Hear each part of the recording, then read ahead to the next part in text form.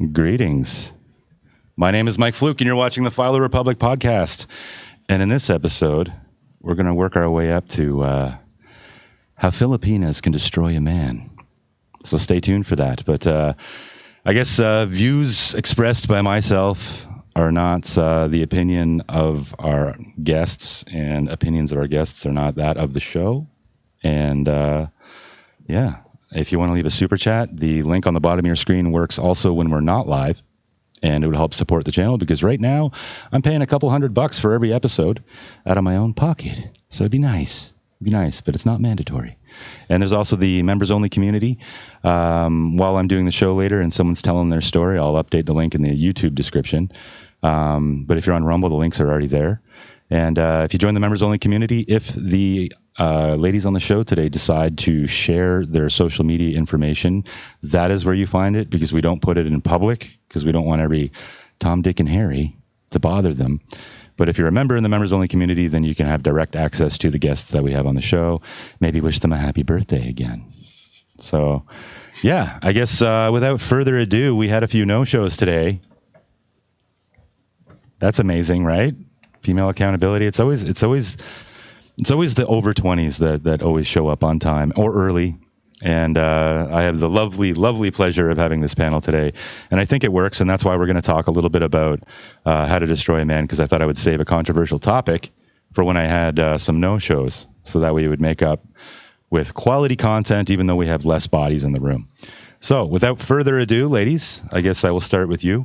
Would you like to introduce yourself, your name, your relationship status, where you were born in the Philippines, your religion, and how much education that you have? Hi guys, my name is Christine. I'm 34 years old and I'm a single mom. And I born and raised here in Puerto Princesa City, Palawan. I'm a Christian, non-denominational Christian. And what a question? Education. Right. I finished high school and I did the first year college. But I didn't finish because I worked. Yeah, and you had a little one? Yeah, I have a little one. How old were you when you had your first child? 21. 21? Okay. And who are you? Hello, everyone. My name is Ria. This is my first day here in the Philo Republic. If you can join us today. By the way, my name is Ria. I'm 33. I'm still single, but I'm currently in a relationship for almost 9 years, and I don't have a kid yet. No? No. I took dental laboratory technician in Manila, Philippines, and born and raised here in Puerto Princesa, Palawan. Okay. And what do you do now? Go ahead. Yeah, so what is your job currently? Where do you work? Or you don't have to say where you work, but what is your profession? I am a customer service representative in a BPO for 15 years. Wow. But for now, I'm still at rest. I'm looking for a job, but I want to choose the virtual assistant instead. Yeah. And payroll specialist. Okay. But for me to do the payroll thing, and I think that's nice because I don't want to do the customer service talking to foreigners anymore. But guys, if you're watching, you can chat us, and if you have any question, feel free, and we will be more than happy to answer all those questions for you. That's cool. Yeah, and if anyone's looking for a virtual assistant that can do their payroll. Hey guys. Both of us are actually a customer service. So everyone who's looking for a virtual assistant here in Philippines, hey, my name is Ria. Yeah, there you go. So her contact information will probably be available in the members only community. I guess, moving on.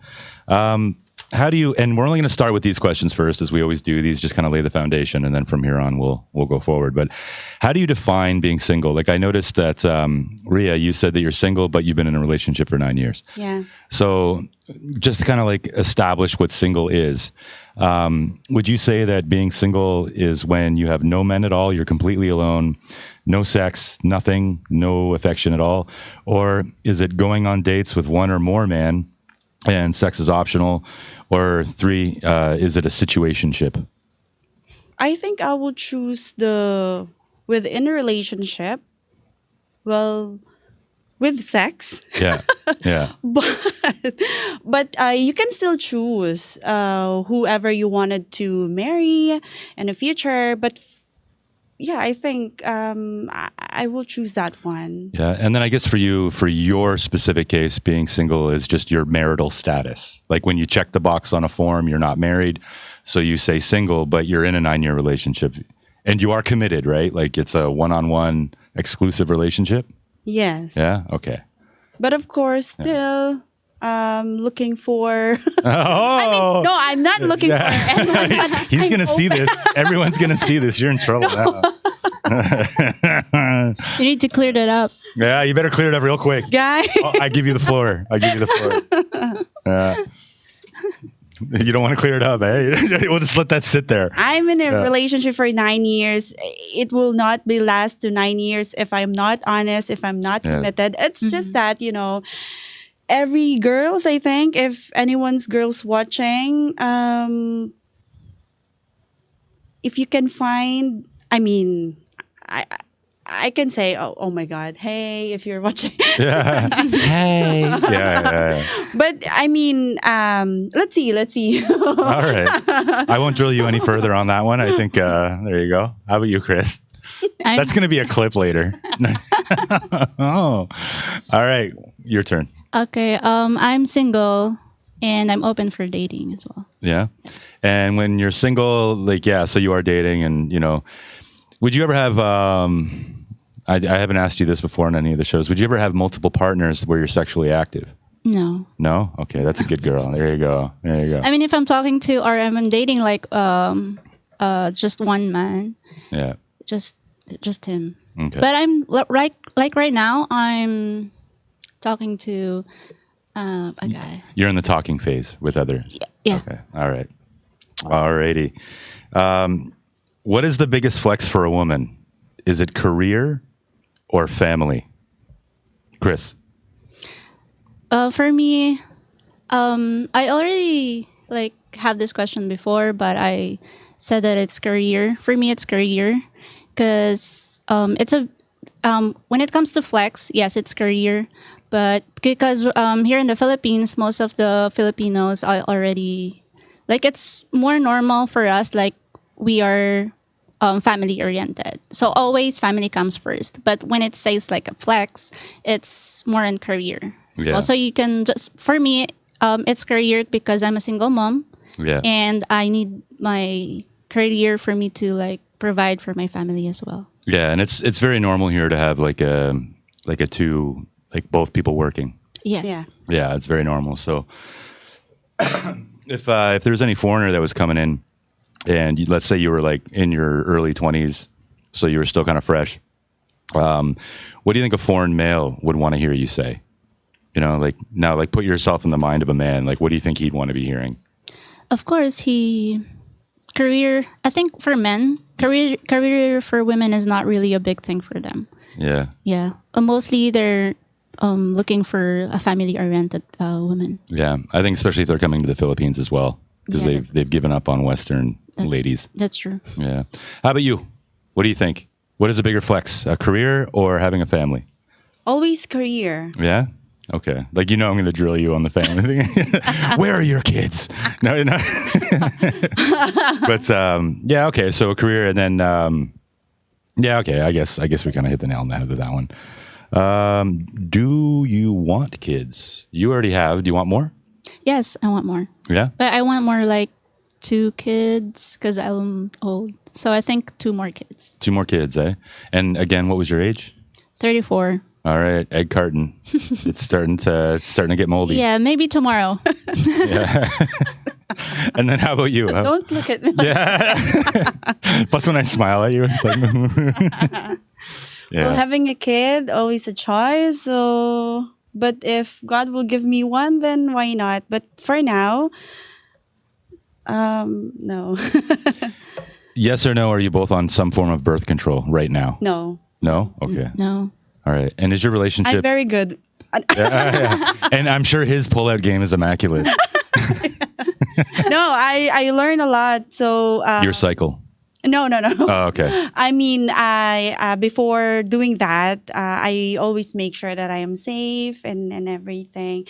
Having a kids again with a question, having a kids is always a choice, and for me, I would like the choice not to have one, but again, it's still open to have a kid in the future. Yeah, and you need to be ready first because it's not Correct. a joke. It's just Having a kids in this generation is always a choice because it's really hard to have a kids, but Yeah. it's also hard having no kids at all. Hopefully, my mind will change soon. Yeah. Do you guys come from a big family? No. No? How many siblings do you have? Any? Oh, Like, is that my question? Yeah, like brothers and sisters. Do I you have? have brother and sister. I'm the youngest. Okay. Okay. And how about you, Chris? a small family.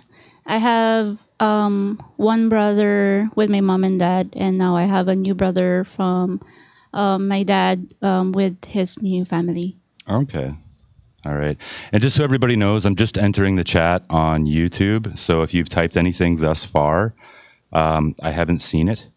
So I'm just hitting the button now to see that. And now I have do a new apologize brother if anybody from was chatting already. my I dad see here we have, with his new family. Guys, Okay. if you have any All right. interesting questions, And just so everybody feel knows, I'm just free, entering the because chat we're on YouTube. So if really you've excited typed for your anything thus questions. far, Be Yeah. active, I haven't guys. seen it. Yes, this So I'm just hitting the button now to see that. And now I have a new brother from was chatting already. my dad see here we have, with his new family. Guys, Okay. if you have any All right. interesting questions, And just so everybody feel knows, I'm just free, entering the because chat we're on YouTube. So if really you've typed excited for anything thus questions. far, Yeah. Be active, I haven't guys. seen it. Yes, this So I'm just hitting the button now to see that. And now I have a new brother from my dad See here we have, with his new family. He's got Guys, if you have any interesting And questions, just so everybody knows, I'm just entering the chat on YouTube. So if you've typed anything thus far, be Yeah. active, I haven't guys. seen it. Yes, this So I'm just hitting the button now to see that. And now I have a new brother from my dad with his new family. He's got If you have any interesting And just so everybody knows, I'm just entering the chat on YouTube. So if you've typed anything thus far, be active, I haven't guys. seen it. Yes, this So I'm just hitting the button now to see that. And now I have a new brother from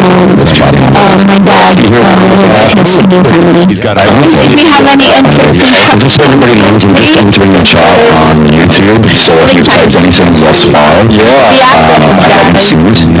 So I'm just hitting the button now to see that.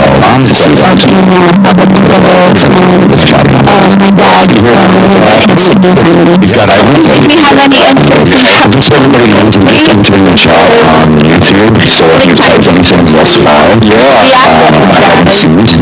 So I'm just hitting the button now to see that. And now I have a new brother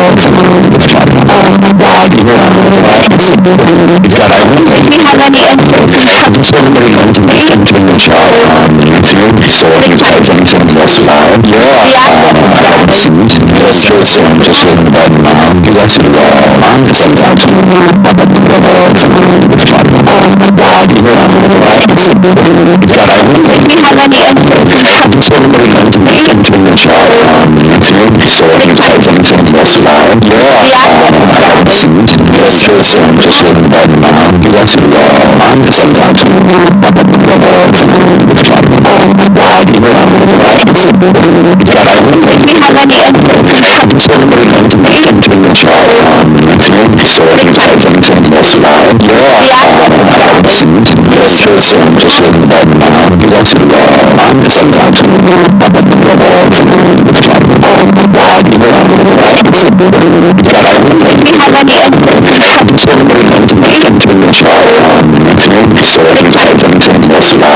active, I haven't seen it. So I'm just hitting the button now to see that. And now I have a new brother from my dad with his new family. if you have any interesting And just so everybody knows, I'm just entering the chat on YouTube. So if you've typed anything thus far, be active, I haven't seen it.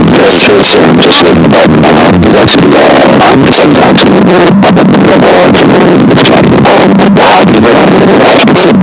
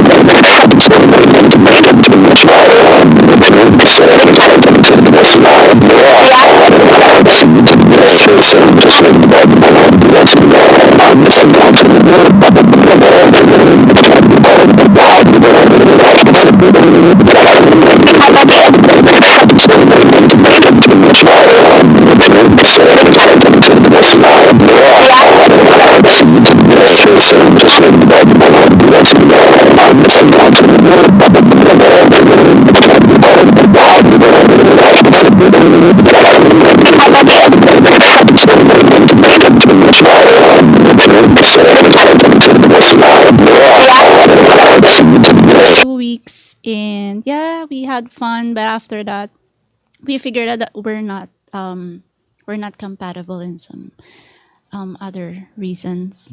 So we ended the relationship, and then it's both, we're both good. We ended the relationship good, so it all went well. I think for the last couple of minutes, ever since I started watching the chat on YouTube, we've been getting an echo. I can't confirm that, but I'm assuming we did. So sorry for the last few minutes. I've now made my thing unclippable. I'm still learning how to do this, guys. I'm aware of the audio echo. Apologies. There we go. Yeah. Okay. So which app would you recommend? I'm not really saying that I recommended that app because I just use it once. It's OkCupid. Okay. Yeah. Is that still around? I think so. Okay. Yeah. Okay. What age do you think a woman should settle down and actually start, popping out kids? And it doesn't have to be your personal situation. But if you had a little sister, what would you recommend for her? What age to have kids? Have boyfriend at 25, have family or kids at 28. Yeah. Okay. How about you? Same. Yeah. That's the general answer. Like on all the other episodes we did too. That seems where do you think you guys get that answer from? Is it just intuition? No, because 25 is the good year because you're already finished your schooling. Yeah. You already build your career and then have a relationship or choose from, let's say, 10 Yeah. guys. Yeah. And then pick one and settle at 28. And the Okay. maturity as well. Your maturity. Yeah. Yep. Yeah, that's fair. And then you also have you get to play the game for a few years as well before when you're in school and then having kids 28. Yeah. I mean, it's a little on the longer end side. I'm surprised for the Philippines because, previous generations would start having kids at 19. But okay. That's early, guys. Yeah, I know it is early. It is early. But I think that Have fun. yeah, I bring that up because it does differentiate single moms from the Philippines versus single moms from the West. Single moms in the West, as per the average man, they have a bad rap. Because they get married, they have kids, and then they want to get the cash and prizes in the settlement of the separation, the divorce. And a lot of them will do that, and then they'll basically destroy their kids' lives just to have hot girl summer. Where the signing the contract, doing a marriage contract, standing before God and getting married doesn't mean much in the West. I see. Yeah. And then in the Philippines, single moms are different because usually it's just like young girls are, like, and I don't say this negatively and meanly, but they are kind of dumb and they make mistakes. And the guys also are dumb and they make mistakes. And then you get knocked up and then you have kids early. And then, so it's a little bit different. Like, in my experience, I would say that single moms in the Philippines, if they've had children young, they don't have the baggage that a single mom would if she was older when she became a single mom. That's my experience. Mm-hmm. Yeah. Okay. So what would be the cutoff? Like, what is too old of an age to start having kids? 35. 35? Yeah. So he's got 2 more years to go. Oh, TikTok. That's that egg carton slowly getting moldy. I'm joking. All right. Let's change gears a little bit just to kind of understand your psychology. Should a woman always have a secret backup plan financially where maybe she's got a secret bank account? Just like maybe a separate bank account that she doesn't tell about, like doesn't tell her man. Maybe she started it before she met him, whatever, but she keeps it to herself. I'll start with you. Having a secret escape plan, just in case. I think keeping it from your partner is not an option. Okay. You can save in your own. I Yep. mean, communication, maybe the reason why I'm in a relationship for 9 years, because the communication and the openness of the relationship is there. So I think, I can what do you call this? I can save in my own bank account. He can also save in his own, because there's a lot of things happen. Of course, we don't know. We have our own separate bank accounts for me and for him, and then one bank account for emergency funds. I got you. How about you, Chris? Having a backup like savings account is not a bad thing for a woman. But it's different when you're already married and not telling your man that you have a separate account on your own. So I think if I'm like, it's different when like I'm with a relationship, like boyfriend or girlfriend, I might like, I might not, say that I have like this bank account or whatever. But if it's like you're married with someone, you need to be open for that. Yeah.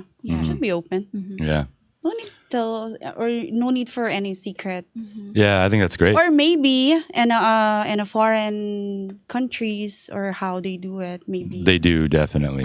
Yeah, like if they can, if you will ask the Filipina, yeah. I think open communication with and most especially money. I think it should be open to both of you. What was the last major purchase that you girls made? A shoe. A shoe? Okay. You consider a shoe a major purchase? Yeah. Okay. No, that's cool. It. But because not every girl is a materialistic. So I think shoe for church is good. Yeah. A biggest purchase for me. I think that's nice. How about you, Chris? Like for myself? Just whatever. Um, I have a reason for asking. I'm just going to let you decide whatever you want to share. For myself, I think the most expensive that I spent on is my tattoo. Okay. Which one? This one. Okay. And in El Nido. How much was it? I'm not gonna say it. No, how much was it? Like, just so people know what a tattoo is in the Philippines. This one costs 4,500. Okay. Yeah. Do you want to show it on the camera? Yeah, of course. Yeah, just turn around. Yeah. All right. I don't know if you can see, guys. Yeah, the horrible but- lighting. I'm gonna take a look at my LUTs and whatnot for the future and my lighting situation. I'm just using a ceiling light and then a lamp that used to be beside my bed, so it's a little ghetto. But all right, and I'm just gonna do another sound check in the audience. If anybody's watching, if you want to just let me know if it's all good, put a W in the chat or something. I think that's what all the cool YouTubers do. Yeah. Okay. So. Do you think Filipinas in general have a reputation as being good with their money, or maybe better with money than their male counterparts, Filipino? Do you think the women in the country are better with money than the men? Generally. So you're not insulting anyone, like specifically, if you did, you know.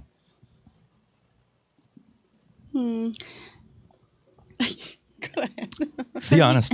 Yeah. For me, I think men can handle very good in money. Yeah. Yeah. Based on my experience as well. Yeah. Do you But think? yeah, I think, yeah. I'm just doing the comparison. I'm just thinking. But I think most of the men are really good at, financing and handling money, Okay. for my opinion. No, that's good. That's good. Yeah, I'm sure a lot of people would be happy to hear that as well. Miguel, are you watching? Are you going to be watching this in the future? Maybe. Anyway, but yeah, I guess for you, what do you think? So if you have nothing nice to say, you'll say nothing at all. Is that what that is? You can be Make it honest. safe. Yeah. Okay. So basically, you're kind of thinking along the lines of your shoe budget is probably a lot smaller than a man's beer budget. No, it's just that. I'm just kidding. Sometimes men is very, or if they think that this purchase is okay, even though, you don't have to buy this one. Mhm. What are you going to do with this stuff? I mean, for me, again, guys, every person have a different Understood. Yeah. what you call this when it comes to financial. Because for me, if I have a man, so if you think that this is not a good purchase, then you don't have to. We can save this money for a better one. So I mean, if you would like to have another pair of shoes worth like 10,000, what for? You already have 5. How many feet do you have? Yeah. I mean, Well, you don't. No. Okay. I mean, Yeah. well, guys, sorry, but No, it's okay. I understand. So yeah, I guess I kind of asked too, and we are going to do a little bit of a takedown of local men, just a little bit of one. We're going to broach the topic a little bit about where they're maybe struggling, maybe where there's weak points. Like I'll give examples of that in a minute, but just a little personal story. Like one thing that I had to kind of instill in my ex-wife was, instead of buying another pair of shoes that are plastic, like every few months they break, the strap breaks or something like that, just spend the extra money, get one with leather or something like that, something more. I'm okay with that. Yeah, like it costs more, but in the end you save time and you save money. It's really Yeah. nice Yeah, if you for buy me. quality. It's a good Yeah. purchase for Yeah. me. Yeah. So I think that's good. But so I guess I'll start off my Filipino takedown. And I don't mean this, for any individual that I know. But I would know that the individual men that I know from the Philippines, they would agree with me on this. A lot of the guys here, like the Philippines kind of has a reputation as it being a matriarchal society, because ladies generally run the country. That's why it's run so well. Come on, guys. I'm kidding. Yeah. But yeah, I mean, like I once met a fuckboy, and we're chilling out at a at a beer store, like a sorry store, sitting outside having a beer, and he was boasting about how he's got 6 baby mamas. And I'm just like, oh, and then he's like whistling, catcalling all the ladies that are walking by. We're in a busy part of town, and he's proud of it. And then, I just kind of asked him, like, do you pay support? And he's like, no, man, I can't afford that. But, he was still enjoying beers and buying rounds. So that was one area where I found men to be lacking in the Philippines, is that maybe they start too young, for whatever reason. Maybe it's the parenting of their parents, where I find, oh my gosh, there's a setting I didn't set up. Quality's not looking too bad though. Okay, anyway. Yeah, like there's just this kind of thing where parents kind of have a hands-off approach. I've also seen it with my grandparent in-laws, and they have a very hands-off, put your kid in front of an iPad kind of attitude. And things like that. I think, there's like, would you say that the Philippines is lacking strong male role models? Yes. Yeah. Mm-hmm. Do you think Duterte was a positive, strong male role model? Yes. Yes. Yeah. Look at that. I love the passion. Yes. Yeah. Right away. That was like instant. Mm-hmm. Yeah. He had a thing in Davao, which when I go to Davao, I hope it still exists, where it's like the Duterte youth. Mm-hmm. Yeah. And there's no parallel between that and World War II to my Western friends. But yeah. But yeah, so generally speaking, though, do you think the Philippines lacks good male role models? I think. Yeah, Yeah. I think so. Do you think it has strong female role models? Yes. Yeah. Yeah. Maybe 60-40. 60-40. Okay. Who would you consider a strong female role model in the Philippines? Miriam Defensor. What's her? Is she Rappler? No. No. But there's a similar name though, Miriam. She's a She's senator. a senator. Oh, okay, good. If I had a Rappler, I'd be like, oh no. Yeah. So okay. So she's a senator, and what kind of things has she accomplished? Like, what has she done that makes her a positive role model? Guy. A lot of what do you call this?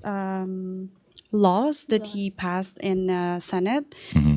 And then not only that, but he is or she is really a strong woman when it comes to like a Senate hearing, everything like that. She's not a one-sided woman. Okay.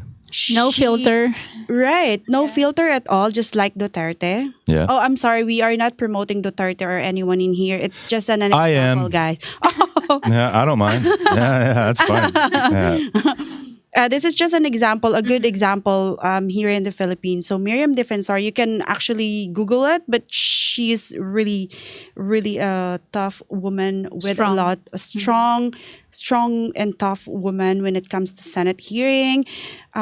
She's not a one-sided woman or senator. Was she affiliated with Duterte? No, but No. they are friends. Yeah. Yeah, there's one female I in think the she's government. also, if I'm not mistaken, is she Bisaya as well? Yeah. Like the. Oh, of course, and that makes sense. Yeah. I think Yeah. that's the reason why. Visayan women are very, very different. Yeah, like there's like again 7,000 islands. Most of them were basically landlocked. They just kind of kept to their own island for hundreds of years. As a result, you have different gene pools on every island, and I find that Visayan women are very strong.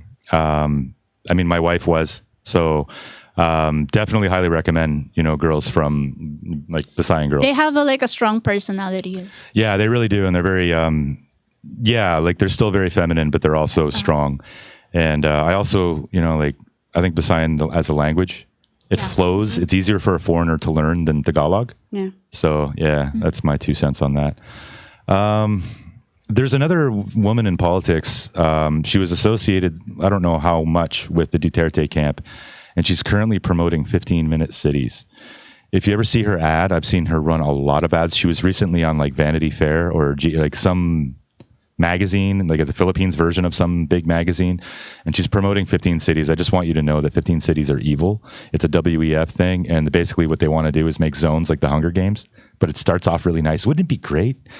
But then they have 15-minute cities in other parts of the world where then the next phase is to implement cameras that record your license plate and you can't leave your zone without having to pay a fee more than a few times a year for climate change. So it's a Trojan horse. So if anybody from the Philippines is watching this, if you ever hear about 15-minute cities, I'll use my pulpit here just to say that if you ever see 15-minute cities, that person is bought and paid for. They're evil and they're working for... I will Google that after this. Yeah. Like they're not working for your best interests at all and they shouldn't be trusted, even if they might be loosely affiliated with Duterte. So... yeah, so going back to the male thing, I kind of voiced one thing that I thought, another little dig that I'll make is that I find that the waiting list, and the amount of illegal tricycle drivers is insane. And I find that there's a lot of men that don't really shoot very high and they're just content being a tricycle driver, stuff like that. And they don't really I find the women to be more industrious. They're more looking for that promotion, stuff like that. But I've noticed that a lot of guys, they don't really do that. And I'm not saying this as a blanket statement. I mean, yesterday I just met with a very fine gentleman who just decided to start his own veterinarian clinic, and he's doing very well for himself. So it's not that way across the board. Okay. Chris from Afam Quest, Anime You. Do you guys, Anime You Lemontillo? Is that who you said? Anime. Do you know Anime U Lemontillo. Who's that? Chris, if you want to elaborate on that, that'd be cool. That'd be cool. You can let us know. But yeah, Is that a name of a girl? yeah, he just dropped it. He didn't explain it. No context. You got to provide context, brother. But yeah, I don't know. Like I just noticed that in a lot of ways, they're not like I'm not saying that they're bad. I'm just saying that when I compare the men to the women, that they are less industrious in that sense. Here in the Philippines. In the Philippines, yeah. Yes. It's that way in America too. It's that way in Canada as well. Like it's becoming like that because just men are kind of checking out of, because of the situation. It seems that society is really set up against them in the West as well. So I don't understand. It's kind of an unfinished thought. Maybe that's the way men feel here too. I think I will have a panel of men one of these days. It'll probably be my least popular episode ever. Because men aren't watching men, but yeah, it's just a thought. But if there was any ways where you thought maybe men need a little bit of help in this country, or maybe some of the challenges that they face that, kind of make them less quality as a partner from a female perspective, is there any other factors that you think? And I know you don't want to have a poo-poo on the Philippines conversation, but keeping it as light and topical as you can, or as you choose. Is there any other maybe suggestions that you would have for men of your own country? Do you have in mind first? Oh, she's probably got a million. Well,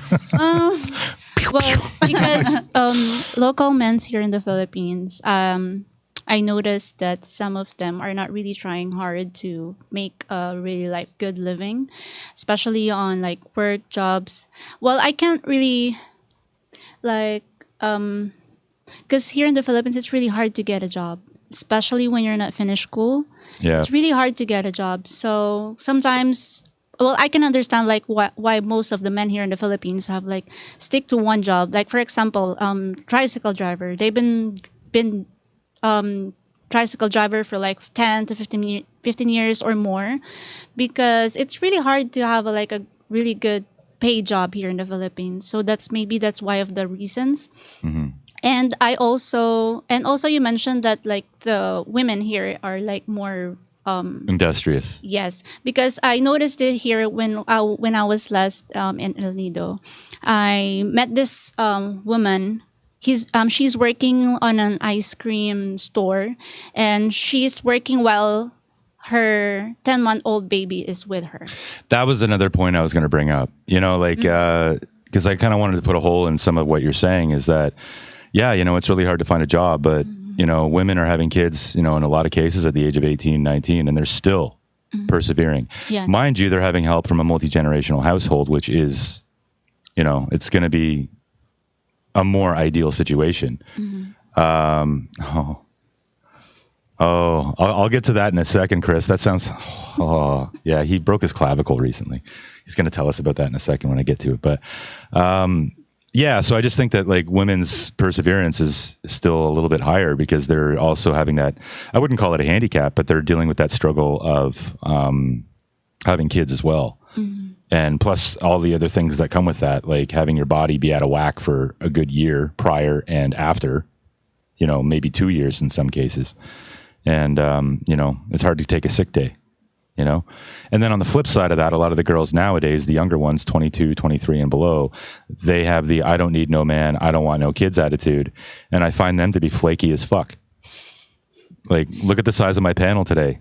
2 girls flaked out, And it's I don't know, I almost think that the struggle of having kids makes you better contributors to society, and, makes you stronger in that way. So I don't know. Is there any other, rag you want to throw at at local men? I'm getting to something else here. It's not going to be a big show talking about that. All right. Yeah, I think, that's the most reason why men here in the Philippines. Anything to add?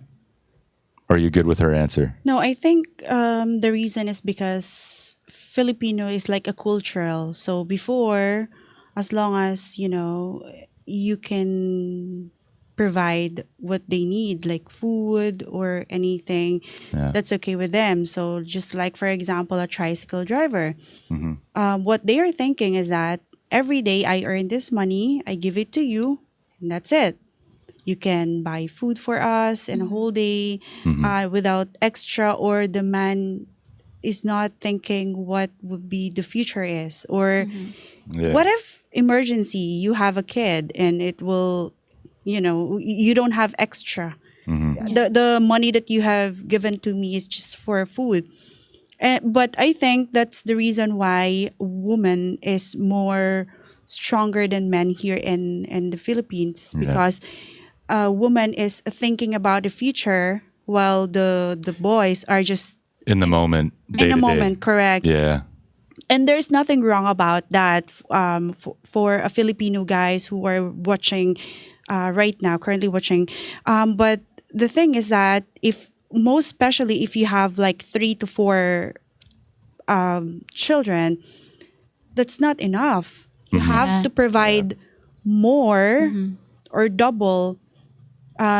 Even though it's a cultural thing, you cannot just say, "Hey, wife, this is money good for today. How about emergency happen? Where can we That's get true. that?" Or maybe they are, very, what do you call this? Sorry, they are, because here in the Philippines, or Filipino people are very generous. So if there's emergency, you can just ask him, "Hey, can you lend me money from your family or friends?" Then you can get that. So maybe that's the man's thinking. I am not sure yet, but Okay. All right. Yeah, no, that's good. I was kind of shit testing you guys to kind of see if you had any thoughts. That's why I kind of started it the way I did. It's not a shit show on the Filipino. But now I want to kind of turn it to contrast. What are like shitty? What are the shittiest qualities of foreigners? That you see. Like, you got Vitali. Everyone knows Vitali. If anyone's seen my other video, you've got what's his name, or whatever, Ricky Drama, total piece of trash. And you've got these other foreigners generally that, like, you've got beg packers, you've got more and more less than ideal foreigners. You got brokies coming in where they think that they can live the dream, and on like $10 a day kind of thing, and then they end up broke. You have alcoholism, you have violence, you have things like that. Like, what are some of the qualities of foreigner, of the degenerate kind, that you would point out, to contrast, like mistakes that foreign men make in the Philippines? be careful. There's a lot of foreigners. No, I know, but like that, we have to hold ourselves accountable too, right? Yeah. Like, so like, I would love a female perspective on what, when you, like, what are the worst things that come to mind? It doesn't have to be about a specific incident, but just like horrible, shitty things. Like, you guys have been to a beach, you've been traveling a little bit in your life, you've seen the world, you've seen the country, and there's going to be behaviors that are not, ideal for your country, and that maybe, like Shargao with the Israel problem. They had Israeli tourists come in, and they built a Shabbat house. It's only one of 6 in the country, so I don't know why Shargao is suddenly having a problem now in the defense of the Israelis, because it's not the first one. But what they did do that's wrong is that they are acting degenerate. Some of their behavior is pretty based. I will be honest. Like, they're causing trouble with the trans community. They're causing trouble with the gay community. Calling them names, but they're getting rough with other foreigners. They're treating people that are native to Siargao like they own the place. When they start a business, they're not really hiring locals. They're bringing in their own, and like, they're not really respecting. Like, they're creating like a ghetto, like a pocket of their own inside of Siargao. So they're not integrating. They're just kind of like, some feel that they're taking over, So there's some of that behavior going on, and I'm actually going to make a video about that in the future, about Israel and how it's turning its gaze onto Asia and the Philippines in particular. Stay tuned for that. I'm going to be doing some solo streams coming up. So, but yeah, like, what are other undesirable behaviors that you've seen foreigners do? I thought you guys would have been like rapid fire on that one. That's what I was going for. I have two, like, it's not, but yeah, I can.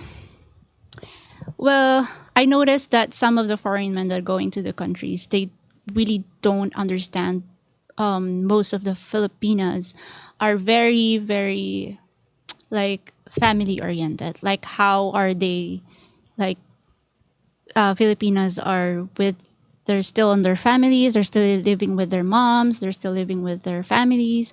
So that's the reason why, because they don't really understand or the culture, because Filipinos are very family oriented. And for example, a Filipina still working independently. She's single. She's working hard for her family to provide for her parents, to siblings, whatever. And then, yeah, that's the thing. And then what, the foreigner will just like pull them away from that? Or- yes, Okay. like, why are you, the foreigner will be like, why are you still helping your family? Like, Okay. something Okay. like that. Why are you still like providing them financially? So Yeah. it's a one big, not really big, but it's like common issues. And the second, Well, that is a big, like, it's like kicking a leg out of a chair, right? yes, Like, yeah, that's the most common, I think. And the second one is, I think, not. I'm not saying like most of the foreigners are like this, but most of them, like some of them, are very like, they think it's not a racist thing. It's like they think they're better? they think they're better. Like they think when they're talking to some of the locals here, they think like they're so smart. Like they think high of themselves. Like, some kind of that thing. Yeah. But yeah. I'm sure there's going to be some people that are going to say that even I'm guilty of that with my opinions that I express on the show. Have I ever expressed an opinion? Because you've been now for a couple episodes and you've seen all the episodes. Mm-hmm. Have I ever been like a douche? Not- Like extremely? No? Okay. Not yet? Sometimes. Yeah. Yeah, I can say. Yeah? Okay. But on the show. On the show, Chris. Come on, I'm two-faced. I'm a Gemini. Whatever. All right. But yeah, like, is there any things that you think of foreigners that are they're kind of like, not all, but they cause a problem in society maybe. And like, what ways could they do that? They cause a problem here in the Philippines. Yeah, like maybe they're not bringing their best, like they're not acting on their best behavior. And as a result, it tears society a little bit, causes a bit of friction, things that you don't like about foreigners. Things I don't like about the foreigners is that okay, let me just give an example. Mm-hmm. If you have a girlfriend here in the Philippines, foreigner, if they are talking like a month or years, they think that they really know this girl, this specific girl. And then, of course, since a foreigner is very generous and loving and caring Yep. and everything, so money is just a piece of paper and lie here in the Philippines, which is good. It's effort for us as a girl. But that's not it. But sometimes, and then the worst part is that after having a conversation and then living together, maybe 1 to 2 months, or let's say 1 year, they will propose. I think the biggest mistake is that you need to learn the culture of the Filipino first. And you have to know the family. Because if you will marrying one or that girl, you're not only, this is not the same and other country that if you marry this girl, then you will get that girl and you can, choose or decide, let's go to America, let's go to Canada. And Filipino is not like that. Filipino is just like what we always mention here is that we are a family oriented. Everything is family. Everything is family. It will be connected with the family. So you have to know, you have to familiarize with the family of the girl itself so that Like give respect to the family of the Well, maybe integrate with them a little better and not be an outsider as much. Like one way that I combated that is that I lived on the compound in a separate apartment with my in-laws for years before I decided to take it to the next level. And the thing is that Filipino in-laws, they think foreigner. Yeah, as we talked about earlier. Love you before. guys. Yeah. They think that all foreigners, if it's foreigner, they have a lot of money. Guys, it's not true. It isn't true. You're right. A lot of guys don't. Some Yeah. of them, they just flew here in the Philippines, just want to see that specific girl because they really love them and just want to know that person and marry because that's your culture. Yeah. However, here in the Philippines, that's why you need to know more. Not only the girl, but also the family of the girl. You have to be careful by asking, will you marry me? Yeah. Because if you will ask that person, well, guys, again, Filipino are very generous, loving, sweet, and caring. However, there are also not a bad side, but there is kind of like a culture or attitude that might you don't like as well since you're a foreigner. So I think the best deal when it comes to this is that you should know the girl and the family. So later on, it will not be headache for you. At the first. Well, I think either way, the family's going to try to drain your bank account. And that's not racist. It's just that's how it goes. That's how it goes. Correct. It's because Filipino think you're a foreigner and they think that you have a lot of money. And I think, guys, if you are watching, I think it will be nice, like if you will come here in the Philippines, don't pay for all. I think you can be honest, like, hey, mom or in-laws, I can only afford this. Or if it's okay, is that okay if I will, let's say, pay for a van and then you will pay for the food? Be honest, because they will think that even though you can afford, of course, because you save a lot of money for that vacation. However, if it's not you or it's not your thing, then why impress? So just to kind of translate that for foreigner speak, there's a lot of guys that come here, they lead with their wallet. Like I think pensioners do this even more, not because they have more money, like I've taken a whole 180 on pensioners, retirees in the last week with some personal experiences that I had. And they are just so leading with their wallet, like they splash their money around, like not all. I can't generalize everybody. I mean, some of my best friends, I think as individuals, great. But they really are very snipey with guys like me and men younger than me because all they have is leading with their wallet. And I think what they are, since you really love this girl, you have to do whatever the family will ask you. No, I know. That's one thing. Like, no, I guess that's not good. No, I agree. And I'm just going to kind of cut that one. Like in my personal experience, I got into a relationship with somebody, and the girl was very happy about our relationship beginning. And she gets on the phone and she announces it to her mom. And she did it on speakerphone. And this was the very first impression I ever had of what would later become a very significant role in that relationship and ultimately lead to its end. The woman on the other end of the phone didn't express too much joy about the relationship. I'm sure that she might have even heard it before. But she's like, oh, well, good, because we have like a fence that we need around our land, and I really want it to be a cement brick one. So, yeah, like maybe we can get that, and it was just the first thought that this girl's mother had was that I immediately, day one, just started a relationship with her daughter. The first thing that she thought to ask her daughter was to get money out of me, and that's like $1 million pesos. That's like $20,000, $25,000 US. And so my reaction, because it was on speakerphone, and I know that my girl at the time wasn't expecting that to be said, and my first reaction was a very loud knee-jerk reaction, kind of like how you had a knee-jerk reaction when you're like, Duterte was good. My reaction in this situation was very similar, but it was just like, fuck no, like I was like, and that was my first impression of that woman. And later, I got taken out for that, but you just got to learn how to put your foot down with the family, I think. And you are going to have friction. Like, you're never going to be one of them. You're never going to have a home team advantage. You're always going to be, like a second-class citizen or a first-class citizen, depending if you're leading with your wallet and splashing money around.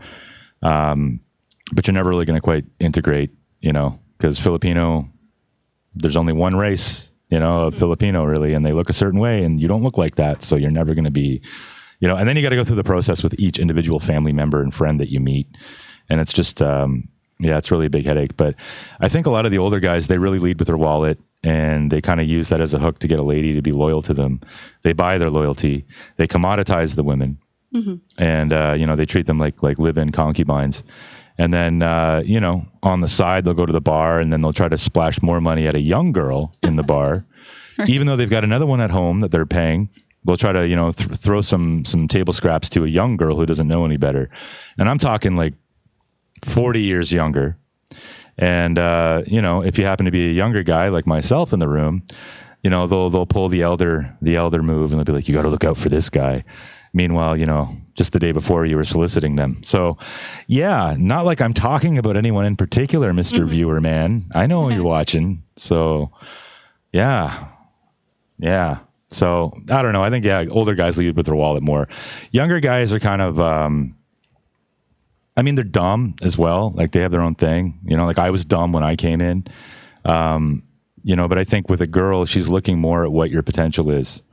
But when you're a retiree, you have no more potential other than death and life insurance. But you know what? So it's like, but you know what? Here in the Philippines, if like for example, I have a suitor or boyfriend which is Filipino, my mom, or maybe like for example, my parents will not look at the money or what you can provide, but what love can you offer?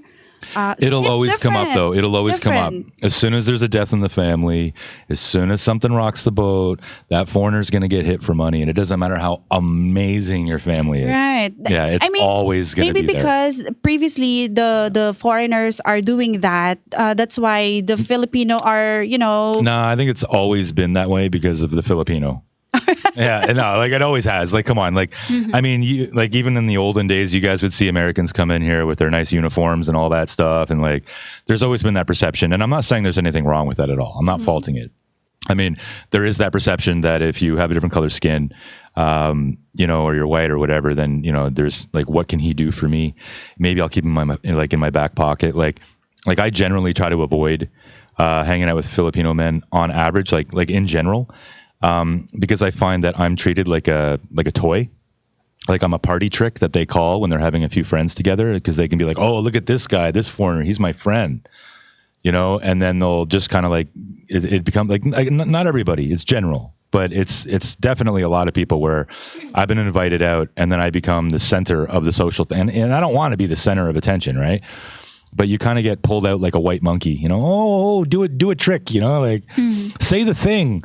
And like that's another problem. So you've got people looking at for what you can bring to the table as far as money and all that.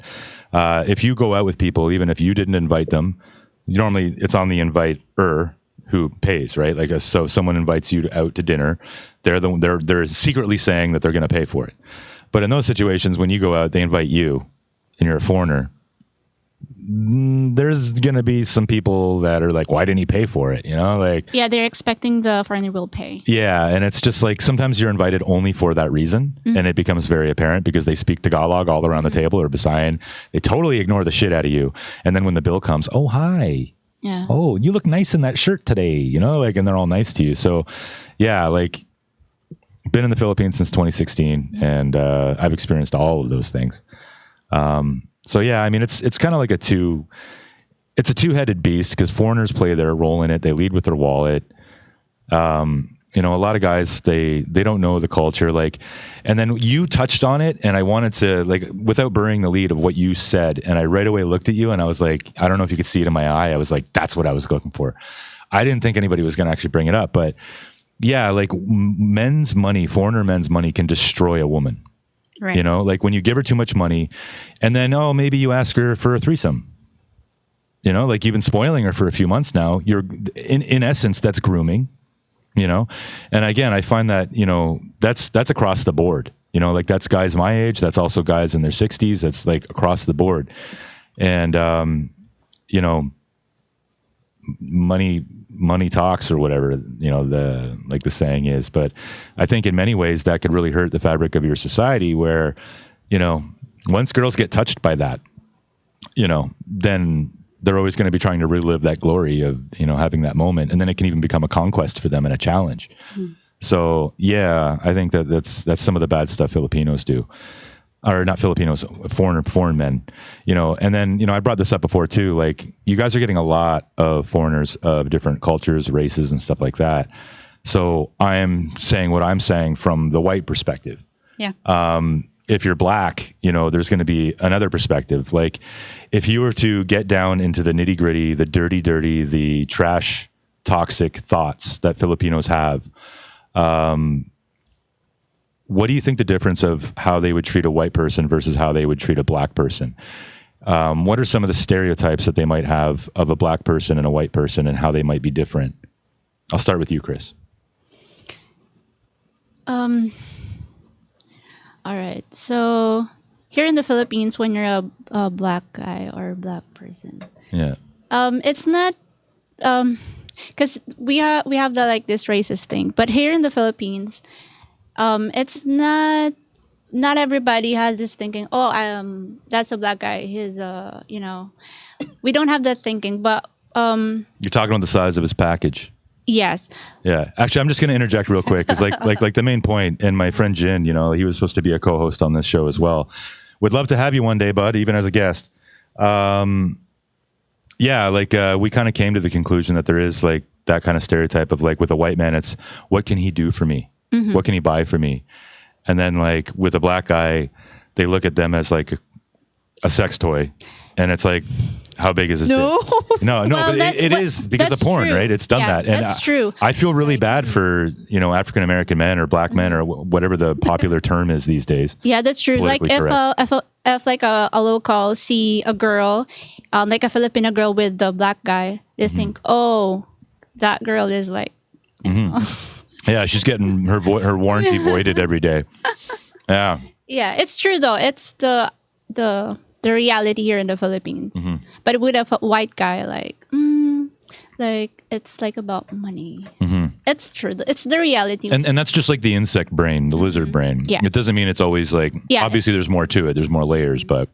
But that's the common. Yeah. Like, not every, but Filipino are like that. Yeah. And they probably like most of the Filipino, not most of the Filipino, like some of the Filipino like say the N-word with the black guy, and they didn't realize that is like a racist or something. They just I don't think it really is. yeah, I mean, like depending on the context. Like if you mean it in a mean way, yeah, thank the Lord, and I don't take the Lord's name in vain. I mean this. yeah. Thank the Lord that we don't have that They problem just here. call the black guy the N-word, Yeah. but that's not. Yeah, Nothing. I mean, I've been called that even too, like when a little kid's running after me, but they're laughing and it's just funny, like because it's the other. But yeah, like thank the Lord Almighty that you guys aren't so politically correct that everything is so racist, and hopefully there's no black people watching my show where they're thinking this conversation's racist. Because it's not. when you come to the Philippines, yeah, hi, like there's reality, and we're not looking at like everything through the lens of political correctness. It just is what it is. When a girl looks at you, she's thinking about your dick, bro. Yeah, true. And if you're not hung, that's sucks, bro. But that's the way it is. And just like I get looked at, hi, I'm Mr. White Cracker Man, and I'm always it's always about the wallet, Mr. Skyflakes. Maybe that'll be my name. Mr. Christmas, if you're watching, should that be my name, Mr. Skyflakes? But anyway, I guess, yeah. Do you have anything to add to that? Like about, kind of forget the question. What was the question again? Oh yeah, difference between black and white stereotypes. Do you have any stereotypes of either, or do you think those kind of hit the nail on the head? Well, I think, yeah, if someone is with a white or foreign like you, yeah, maybe it's the money or what. But if it's black, in my mind, I think that guy is lovable, sweet. Because I met one black African. What country was he from? From America. Okay, yeah, And he's very sweet. yeah. But very sweet and loving. But the Filipino is like there's an attitude that sometimes they are racist. Yeah. Racist. But then if you take a look on the attitude of that person, black Yeah. is The very. personality is I great. think from three of what I met before, foreigners, that black one is a very nice guy. Yeah. Okay. So I got two more thoughts on that. Do you think that, like, because my buddy Steve came and he's from Chicago, fucking amazing cook, brother. You are an amazing cook. And and he's a Trump supporter, which is, very rare for the black community in America. But he came down and I really saw what the liberals in America would call reverse racism. Like, he came around and he was treated like a god because he was rare. And, he wasn't like, he wasn't like tall. He didn't have like a hardcore physique, and he was just an average guy, real teddy bear type guy, and really nice, like one of the nicest people that I've ever met from Chicago. They're nice. They are very nice. Yeah, but then you can't generalize because some can be dicks, Correct. But yeah, I know what you mean. But like I just kind of found that in some ways Filipinos are nicer. Nice. Like when I was standing next to him, I'll be honest with you. I was like, nobody's looking at me. Like, I'm kidding, but like, it was like instantly just like I was in the shadow, and like it actually was like a weird feeling. Because like normally it's like, hey Joe, because of the GI Joe military angle of it. The kids say, hey Joe. I'm very used to being centered out, but it was refreshing to not be that, and to be that center of attention, because you kind of feel like a white Arctic monkey, And when we were with him, he just, doors opened, man. He got invited to clubs. He got invited out to places that I was never invited to. And so I think that, in many ways, Filipinos are also very open, and very friendly and kind. I also think that, you guys are also getting some of the best, because like there's, the whole 13% stereotype in the United States. It is real, where 13% of the population does most of the violence kind of thing. But once they pick up a passport and they come to the Philippines, I've hung out with a number of black men and a couple black girls from America while here. And it's like the ones that pick up a passport, they're just like awesome. Like they're very world-minded, very, so I have to say that. But now on the flip side of that, on the dark side of that, no pun intended, would you, because I know that there's that stereotype of dark skin in the Philippines, would you say that in some ways, that works against black people when they come here? Like, do you think that maybe some people are afraid of black people? Or do you think that maybe some people think that they're dirty or that they're poor? Or do you think any of those stereotypes that you would normally have for a dark-skinned Asian, do you think any of those apply to a black American that might come to the Philippines? I think as a girl, one of what we're thinking, I think it's just that one thing. It's just always the package. Yeah, you're proving the point, man. Yeah. Oh, yeah. You're smiling away. Eh? Have you guys ever dated a black guy? Yeah, I just met. Yeah. So, like, have you ever had sex? Dated, yeah. No. No. Okay. Would you? You don't have to be afraid, man. Like, they're not all like. I mean, I'm open, but I'm not really like. I haven't yet. Like but the tip doesn't hang out in their shoe or they're tucked into their sock every time,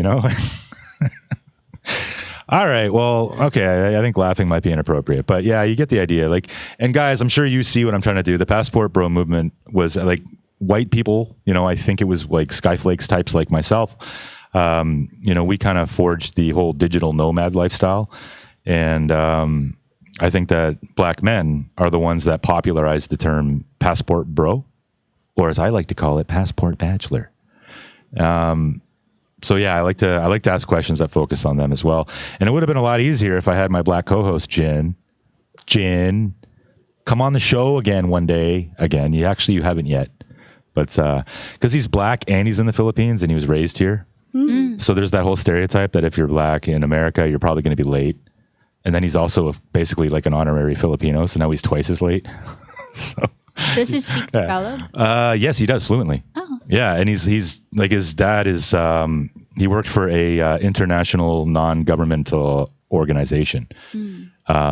that's secretly trying to take over the world, but I'm not going to say which one it is. It's not the WEF though. But what's his name again? My friend Jin. Yeah, he's super awesome. Like, yeah. How old is he? He's in his 20s. Oh, yeah. Is he married? No, Living here in Puerto? Yeah. Not far from here. Yeah, that's why I don't understand why you haven't come on the show, bro. But yeah, and like a lot of these questions that I have are actually based on conversations that me and him had, just about like I shared with him my experience as a white guy, which I'm sure he pretty much came to expect what my experiences were because they're pretty predictable. But then I talked and I asked him a lot of questions about what his experiences were like, and yeah, that's kind of how I formed the foundation of what I just asked. So yeah, I guess we'll move on from that. But Jin, again, just one last time to really drill it in. If you ever want to come on the show, come on down, buddy. But yeah, I guess moving on. The main title of the show, and we've been doing this now for just over an hour. If you guys were to try to take down a man, lying, begging, stealing, using the levers of power that you have as a woman in the Philippines, how would you do it? But before we get into that, let's talk about the levers of power that you have and ones that you have that men don't in your country, and also foreign men definitely don't. Like, what sort of legal routes could a woman take to take a man down, get him deported, put him in jail, ruin his life, take him away from his kids without cause or evidence? Like, what are some of the ways that, like laws maybe, that women have? Like, I'm well versed in them, but I'd like to hear what you guys are actually aware of yourselves. So I'll start with you, Chris. And I know I'm catching you off guard with this one. I just told you when you walked in the door what we were going to talk about. So you weren't really ready for it, but yeah. So give me kind of a breakdown about how a Filipina can destroy a Western man and just take away everything. As far as I know, we have this law here in the Philippines, like for women. What's the law again? Violence against women and children, also known as VOC. Yeah. Yeah. So it could be like emotionally, like for example, like emotional abuse, verbal abuse, and then this one is like kind of common here in the Philippines. If it's the R word, put a G in front of it. It's not really. Okay. It's not really. All right. This is the one thing that I just noticed about the Filipina girls having a relationship with a foreign man. It's can I say the word? What is the nature of it? Scandal. Like sex video. Oh yeah, you can use the word sex. You just can't use the word sex followed by or right. Involuntary. You say the So yeah, I think that's the common thing that's like a very big issue between foreign men and Filipina. Like because some of the Filipina, while they were like on a long distance, for example, where they're on their long distance relationship, haven't met any in person, but they're sending like videos, sexy videos on the guy, and then. Okay, so you're talking about like dating, like online long distance relationship, dating scams kind of thing, love scams, where they lure you into sending a photo, compromising, and after that, the girl will use that if. The foreigner doesn't like give money or anything. I don't know what's the issue, but it's extortion. Yeah. So the girl will turn the table like, he's asking me to give him like a sex video or something, and then she's gonna use that for like abuse, like like for blackmailing or something, and then So she's got legal venues if extortion doesn't work. Yes. Yeah, that's brutal. Some of the girls are like doing that on purpose. Oh, I believe that. Yeah, for sure. And it's actually, I've got a previous video about that. It's a very vaporwave looking video. It's got a purplish color, and it's a picture of me in vaporwave style sitting in front of a computer with a broken heart in my hand. and it's the one about love scams.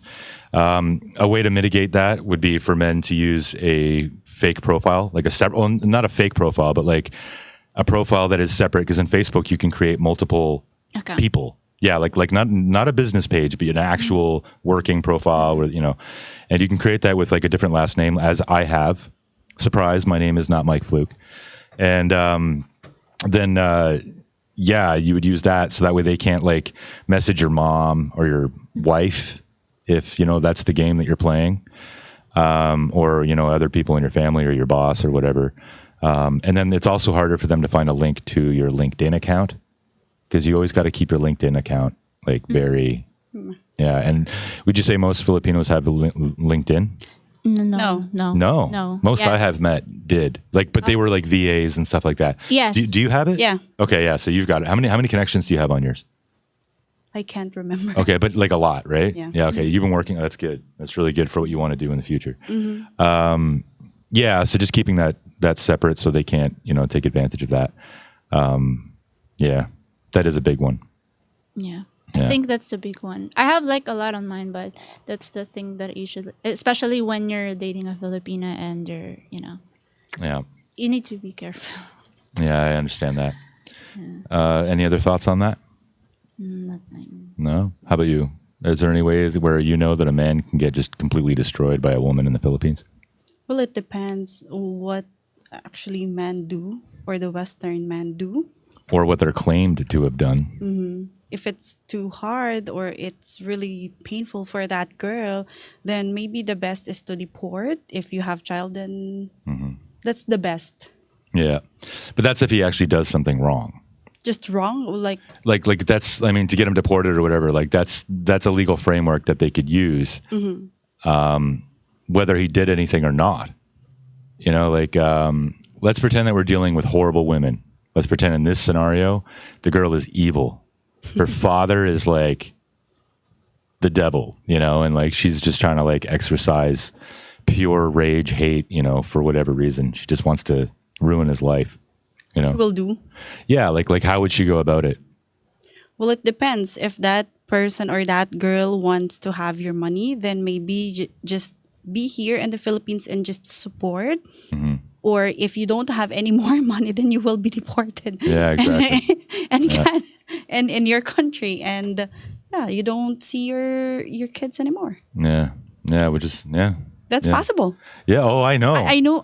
Yeah, yeah. As a father of two boys that are currently locked away somewhere in Mindanao. Yeah, but yeah.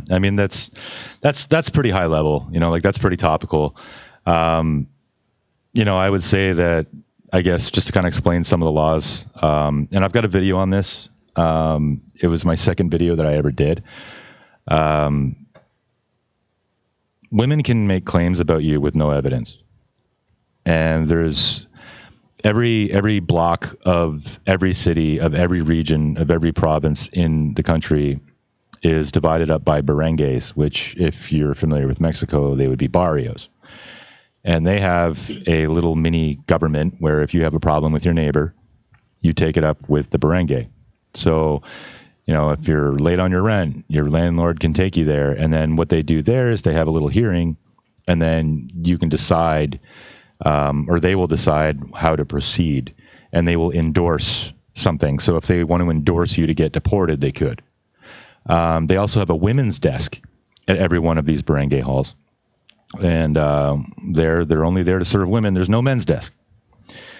And the law, as it is that without any evidence, they can claim emotional abuse. Now they can also include grape, even if you're married. What do you guys think about that? What do you think about that law that supposedly protects women from having to fulfill their fucking gender role of taking care of your man's little bits every once in a while? How do you feel about that whole concept where a woman can accuse her husband of grape and have him be criminally prosecuted for that? For me, it's not really fair. Yeah. Yeah, as a woman, I understand. There's some cases that are really serious. But some of the, it's not really fair for men as well. Because I really feel bad, there's a lot of like situations that it's not really like that really happened. But this girl, like, she really wants to the man that's go to jail or something bad happened to that. So she will probably gonna make up some stories about it, but it's not really true. So it's I mean, kind of even fair. And sometimes it doesn't need to have like a really good evidence. They're not asking you. It's just like verbally. I know. They don't ask you for like a really good evidence. Like, do you have pictures? Do you have like voice Sample. record? They could take a DNA sample. Yeah, DNA with sample. a It's grape not- kit. Yeah, I know. I think on the part of the guy or the man, it's not really fair for some reason. Yeah. I mean, no grape is good. Yeah. No. That's Like, we're not endorsing that at all. But it is just another law in a huge lattice, a legal framework of laws that is just another bullet in the gun that could ultimately destroy a man's life. You know, as a male, I would think that when you say "I do" and you sign that marriage certificate, I think you're kind of consenting to take care of that. Yes. You know, men's gender roles always seem to be enforced. You know, like if a man doesn't provide, it's financial abuse. Financial abuse. But if a woman overspends, is that financial abuse? You know, maybe she buys an extra pair of shoes or something, you know, like, no. You know, and this is kind of a problem that men are finding in America. And I'm sorry, guys, because if you come to the Philippines, it's not much better here on a legal framework perspective. But now I'm going to hear from Ria, and then we'll go forward from there. I'm kind of curious what you think before I say any more. Like, do you think... you know, like using like do you think having a law in the books that says that a man can no longer, you know, because like that law even applies like if the guy like guilts her, you know, he's like, come on, baby, I bought you a car, come on, give me some sugar, you know, that's still under the grape law if you're married. So how do you feel about that? It's unfair. Yeah, it's like and I actually forget what the original question was that I asked you that brought us to this law. No evidence and all that stuff like that. No evidence. Yeah. But do you think there's ever a case where it is fair? I mean, if the guy goes full Marlon Brando with a stick of butter, and if you're a movie guy, a cinephile, you'll know what I meant by that. But if you're not, and you're just a husband and an average guy, you know, it's like, I think it's just giving more power to women that they already have too much in this country. In my perspective, it's unfair. Yeah. I did hear about a guy, and I guess we'll just kind of have some casual discussion. I heard about a guy recently that he got let off the hook. I don't know completely. I don't know if he's serving any time or anything like that, but they pretty much let him off the hook for taking out his wife and her lover. That's normally a law that's reserved for women, where if your woman catches her husband in the act of having coitus, carnal knowledge, with another woman, that she can unalive them. Both of them. With a slap on the wrist. Apparently some guy did it, and he's getting, he's probably still not getting off as easy as a girl would, but he's getting off a little bit lighter. I saw, I just kind of skimmed it and I was like, oh, I should read that later. But now I'll never be able to find it because the news comes out so quickly here. But yeah, do you think that's fair? No. Because as the law is written, and like even actually if we circle back on the grape thing, did you know that a woman can't be prosecuted for grape at all in the Philippines? It's not even possible. The verbiage of the law says that it involves penetration, and it does not include digital penetration. I think it doesn't. I shouldn't have brought that up because I'm not quite sure about the digital part. But yeah, so I mean, if you don't put something in, I mean, unless you put something in them, but you know, even then, if it's not an appendage of your body, then it might not count either. So if a teacher were to coerce a student, a male student, to have carnal knowledge, she wouldn't be charged for that. She would be charged for SA instead. And yeah, so that's just a lower bar on the ladies as well. Financial abuse. Like, could you dream up in your womanly mind, if you were trying to take a guy down, how you might leverage financial abuse? I don't think so. If me, Assuming that you're an awful person in this scenario. like awful. Like you're absolutely the worst person alive, but you're really hot. You look exactly as you do now. There you go. That was a good save, eh?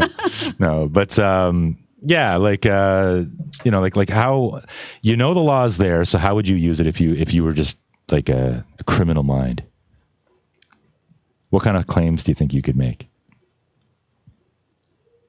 I don't have in my mind yet. Yeah, I know. I'm sorry. You're too good. No, it's okay. I know. I hit you with this topic on the way in. I'm sorry.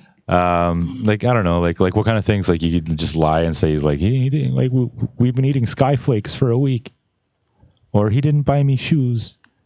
Well, it's not it's not like that, because I know this has just happened. I know someone that did exactly like financial abuse, but it's in a different way. Mm-hmm. So the girl said the guy physically abused her, Mm-hmm.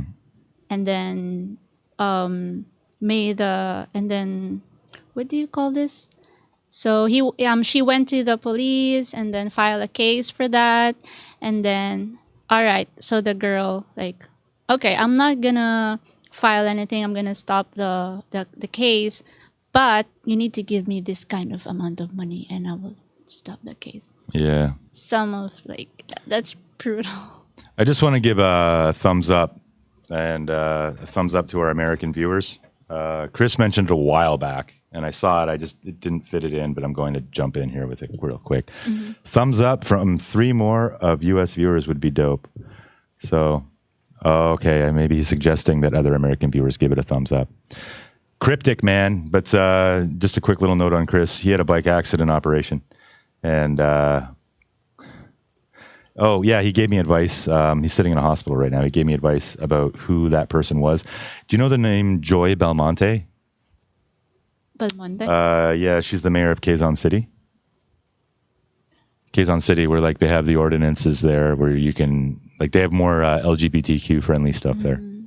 I'm not really familiar. Yeah, she's like beloved in the country. She's actually praised, and I think that Quezon City they're very progressive, and I think that would be one of the places where they would try out a 15-minute city. And she's praised France for their efforts on 15-minute cities. So thanks for that, Chris. Just didn't want to leave you out. But yeah, jumping back into it, what are the worst stories? Like you don't have that many female friends, really. You mostly hang out with guys. No, I don't have any a lot of female friends. Yeah. So you haven't heard all their yapping about, I'm going to take this guy. I'm going to get this guy good. No, it's okay. Maybe I do have but I already forgot some of them. Yeah. But you know what, for me, Mike, if ever that happens, I'm so sorry, but I don't have any in my mind what to do. Because you are a pure lamb. You are a pure soul. No, I am not.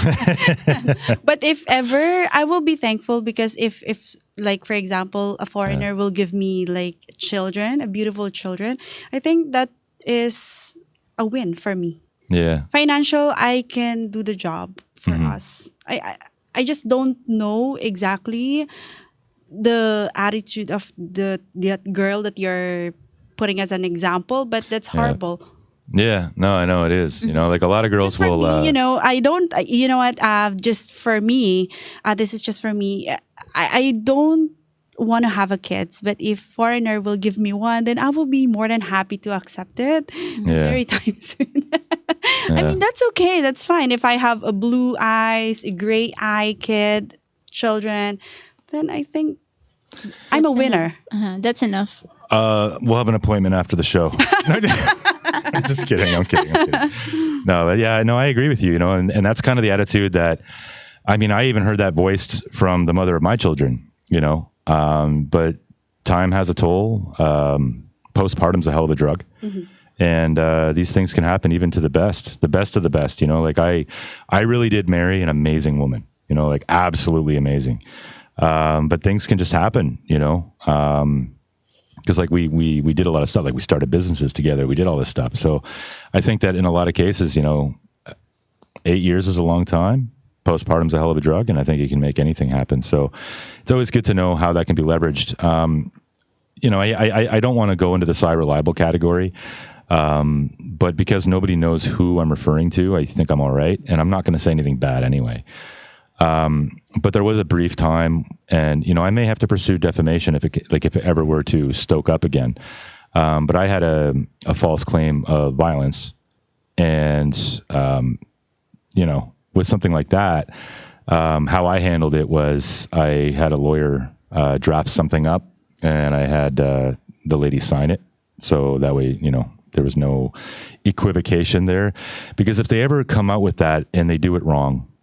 Like, I had actually provided every venue for, to actually further her agenda.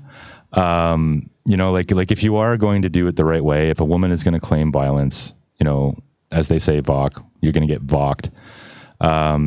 She's going to have to get a second opinion. She's going to have to see a counselor or a psychotherapist or something like that, psychologist. Get a second opinion on it, just to kind of have an adult in the room verify whether or not she's full of shit. But because she has a vagina, they will verify probably every single claim. The CSWD, which is the children side of the DSWD, which is their social services. If you are a man and you are a foreigner, good luck. There were certain things on there that were actually admitted to. And then when I looked at the paperwork from the minutes of the meeting, it said allegedly. So they actually threw an allegedly on a few things that were actually admitted to, which, further gums up my stuff. But yeah, there is no ability anymore of picking a good lady, because something can just kind of like a little bug can get in their ear, and there's other hormonal factors that can play a part. Unfortunately, there's really no way to prevent it. If you're going to come to the Philippines, it is a reality that you could be taken down one way or the other. And when no evidence is really required, they're very lax on that. They are supposed to have a second opinion by a psychotherapist of some kind, or I'm probably using the wrong job title, but whatever. They're very lax on that. They don't really do it. But then if it's a lady, and you're trying to say that the lady did something, like financial abuse could be the fact that she spends all your money and now you're broke and you're going to lose your house. I don't think that I've ever heard of a lady getting in trouble for financial abuse, because VOC is only for women and children. So, yeah. Grape is a thing. Extortion is a thing. Dating scams. Again, look at that video I have about dating scams, because it's very thorough. And it actually gets into some of the questions.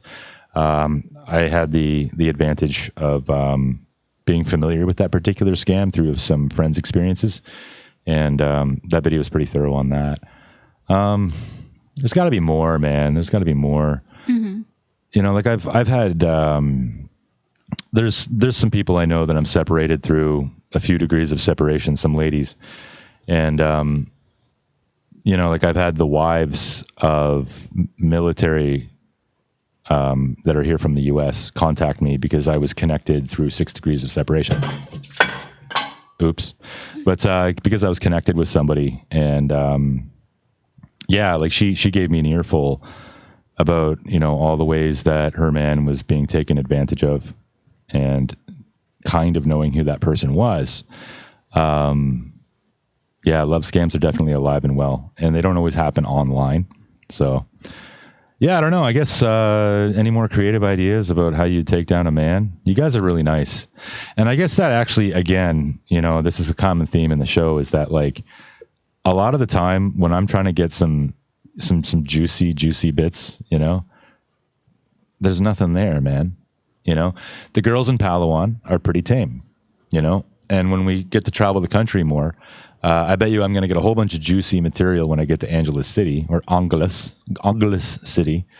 But in Palawan, you guys are pretty chill. Let's kind of segue, actually. Every island has different qualities. How would you say that Palawan girls kind of fare up versus girls from Bisaya, like Mindanao area, or Angeles City, or Cebu? How do you guys differentiate yourself from those girls? What would be some defining ways that Palawan specifically are different from girls from the rest of the country? If I were to describe, if it's like Bisaya, or sorry, if someone's watching Bisaya right now, girls they are more talkative. You think so? Yeah. Like Bisayan or Palawania? No, Palawenya is very like a neutral speaking. Ah, okay. Very like not so sweet. Maybe half of us. I actually think that's very astute. You're bang on. You are. I've observed that. And then a little bit like careful of what they are doing. But in a Bisaya area or Bisaya, they are loud even in a public places. Even though they are just joking around or like playing, but You here can- in Palawan, not really. Yeah, no. Palawan girls are more a bit shy compared bit, to others. yeah. Oh yeah, A it's bit going shy to be so here. much easier to do this show when I get the fuck out of this island, man. Like here in Palawan, Yeah. girls is a little bit chill Yeah. than the Bisaya. Yeah. Yeah. Chill could be one way to look at it, but I think shyness can be so strong that it's actually like a kind of rigidness, yeah. like they're not willing to leave their bubble. Very reserved. Yeah. Very reserved, correct? That's Yeah. And then the ones that aren't are the ones that are like, riding every every guy that they can find, every foreigner they And can I find. think the Bisaya is a bit what do you call this? Like more on confrontation with the people. Yeah, more Well, honest, straight to They the are point, straightforward straightforward. Yeah. person, a bit noisy, a bit. Sometimes you can never really tell if they're like, are you Correct. mad? Are you angry? Are you like? you Yeah. cannot tell. Are you angry? Because they're like, Maybe they're feeling all the feelings, at the same time. because they're a little bit loud, but they're super nice But Yeah. super nice, yeah. I think they are too. and fun to Yeah. to be with. These are getting dried out. Yeah. But any other thoughts on Palawania specifically? Like maybe compared to like And Manila? maybe Palawenya is more on like if you have or if you are looking for a serious relationship. I think women's here in Palawan are ready to have or to start a family, Settle down. to settle down. I think Yeah. they are not into like just hanging around and Yeah. that's why if you are looking for or if you have or if you are dating right now a Filipina living in Palawan, you should know the family, the background. If you are not yet interested, then don't ask for anything or just maybe just date. Yeah. But it really, I think it really depends on the age. Yeah, I would actually Yeah. disagree with that. I think that the girls here, because you're more middle class here, and with middle class, like I think that a majority of the younger girls here, like 22 and below, can't cook, especially the 18-year-olds and 19-year-olds. As per the former producer of this show, last year's editions, her sister, like a total nightmare. Yeah. And like total selfish, see you next Tuesday. But that means cunt. But yeah, I don't know. Like, and I think that the girls here are generally more. I don't know, man. I don't know if I'm gonna get a good dinner here, with a younger girl. Whereas in Mindanao, I think that they're kind of the salt of the earth. They're, they'll source the fresh produce. I mean, again, like previous ladies I've known, again, that former producer, she was excellent with cooking and Yeah. she was all that. And she would source the product, like the produce, make sure everything. But I think she's more of an exception than the rule in Palawan. Because you guys, like not you guys, but like most of the provinces had more money than the rest of the other parts of the country. And because of that, you might send your lady to go get it for you and cook it for you as opposed to doing it yourself. Yeah. Do you think that's accurate? Do you think that could be accurate? Yeah. Like on the younger age. Yeah, on the younger I don't ones. know because You're definitely you're definitely like thumbs up. You're gonna make don't know. a great wife one day when you finally get Like married. But we're talking about Gen Zs. yeah, I guess Gen Zs. Yeah, Maybe. yeah. They're not really into they more into social media, like partying. and Here in they Palawan- are nationwide for Yeah, sure. yeah. But it's just like I find that maybe because they have a little bit more means, they're able to capitalize on it. And I'm gonna I guess this is kind of the negative episode. I'm going to crap on you guys a little bit too. Like I've had friends that have businesses here, and foreigner and Filipino, and they have to hire from Mindanao because the girls here are flaky as fuck.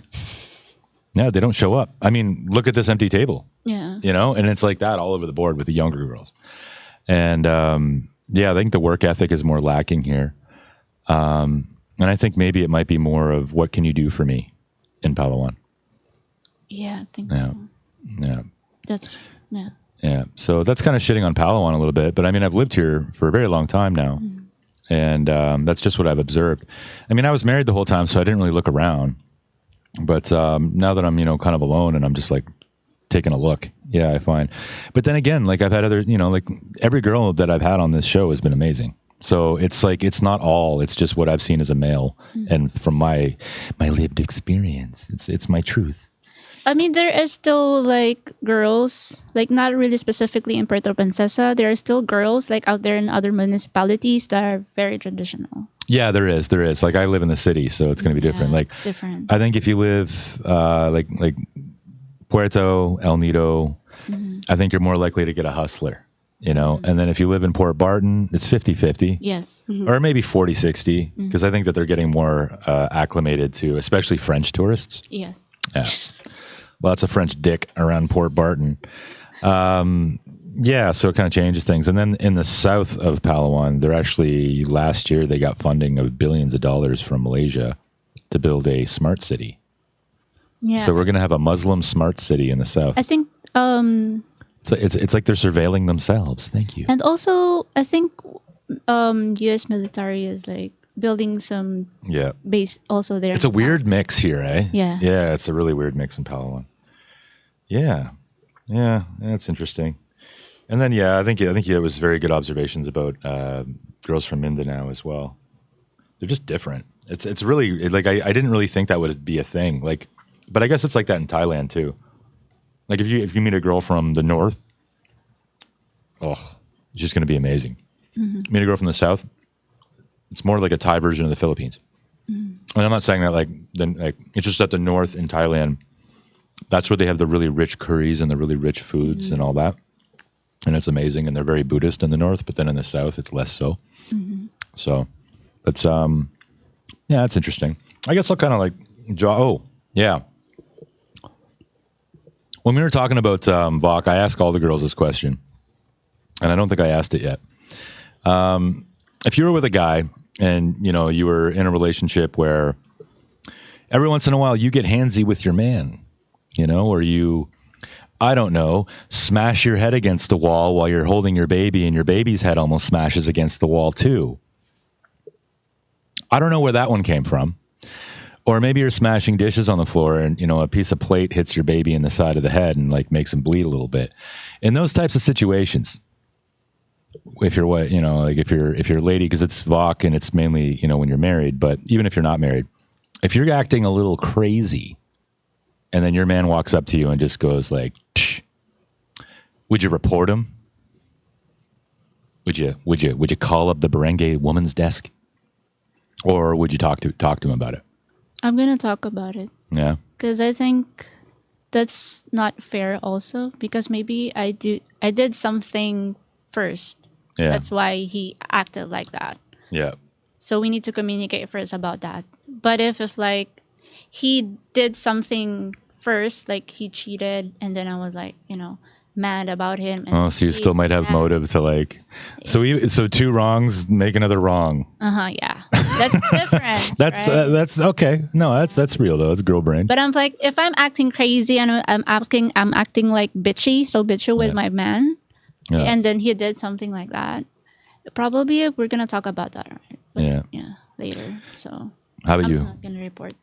Controversy. Oh my gosh, there goes your professional life. You're done. No. Well, for me, it really depends because sometimes, girls, most especially if that girl has a postpartum depression, if that man or your husband slap you and then after that, he calm you or speak with you, then I think no need for any barangay issues or go to specific whatsoever. But if that man or your husband slap you and then after that he punch you and then everything happens like it turned into bad. I think punching is always bad when a man does it. Yes, Yeah. that's why I am saying that It's it good. really Yeah, depends. it's good to articulate. Yeah. It really depends. If that man just slapped me just for me to stop and make me calm, then I think after that I will realize, if it's me, I will realize in myself that, oh my God, I did this and this is not good for the family and what. Yeah, just to wake you up. Yeah, just to wake you up, because sometimes girl is like this. Sometimes Yeah. we are acting like, Spinning. hey, Yeah. excuse me, girl, are you in your mind? Or yeah, because in my personal experience, sometimes I do tantrums as well in my end. But then if my man will ask me, hey, what happened, and well, like this, but of course no slapping or anything, and I will realize later on that, oh, what did I do? Or maybe that person or the husband just slap you, not so hard, just for you to wake up and then realize what your mistake is or what you're doing, Yeah. just to wake you up. So you no need to go to the barangay. Yeah. Yeah. Every girl is answered that way that we've had on the show. So, yeah, no, I think that's great. Now, I'm going to segue that into some other common questions that I like to ask ladies, but they're good. And it's good to keep asking this same sequence. Like have you observed in your relationship or relationships, plural, where a man like has the ability to kind of recognize like, this is a moment where I need to put my foot down and I need to be firm with my woman. And then other times where you're being a little off, crazy, whatever. And the man, instead of putting his foot down, he just says, get over here and give me a hug. Yeah. And that's nice, right? Like, yeah, you guys have all experienced that, hopefully. Yeah. I think that's sweet. Yeah, I think it's important too, because I think that's the glue, Yeah. like in any Like relationship. instead of you slapping the woman. Yeah. Or Well, I mean, but again, if she's like endangering children or whatever, I think that there's going to be a situation where that might a little tsh, it might be called for. It's just interesting to hear what other people think. I mean, as a foreigner, that's not something that I would dare do myself, but I don't want to get deported. But I just wonder about the dynamic. Like, actually, I guess I'll elaborate one more. Like, would you say that in the Philippines, it's more common than Western countries where the men are violent with their women? Domestic abuse? Like, do you think that's, I shouldn't have said the word. We'll say DA from now on. Like, do you think that's something that's more common in the Philippines in marital situations or boyfriend, girlfriend? or sorry, Just like men get a little more handsy in the Philippines? in the Philippines, Yeah. Like, as part compared of to Western. Yeah. No, I think boys in the Philippines are not. No, eh? I mean, there is, but I think 30-70, Yeah, Yeah. because they know their law. they know the law, Yeah. and if you will do this, then you know what to do You next. can go to jail instantly. Well, the Yeah. good thing about the Filipino boys, if someone's girl there are watching, Probably not. oh no, They don't have the attention span. that's fine. The boys here in the Philippines, of course, other than they know what's the law, they instead of having a fight with the girl, they just walk away, do their own thing, do the basketball, and then later, if everything's chill, they can talk to the wives or the girlfriend. Then we can be together again, or Yeah. we're okay. What is tempo? Sorry, Tempo. tampo. Yeah. It's like I don't want to talk to you for now, and then later, if I'm okay, because I am like that.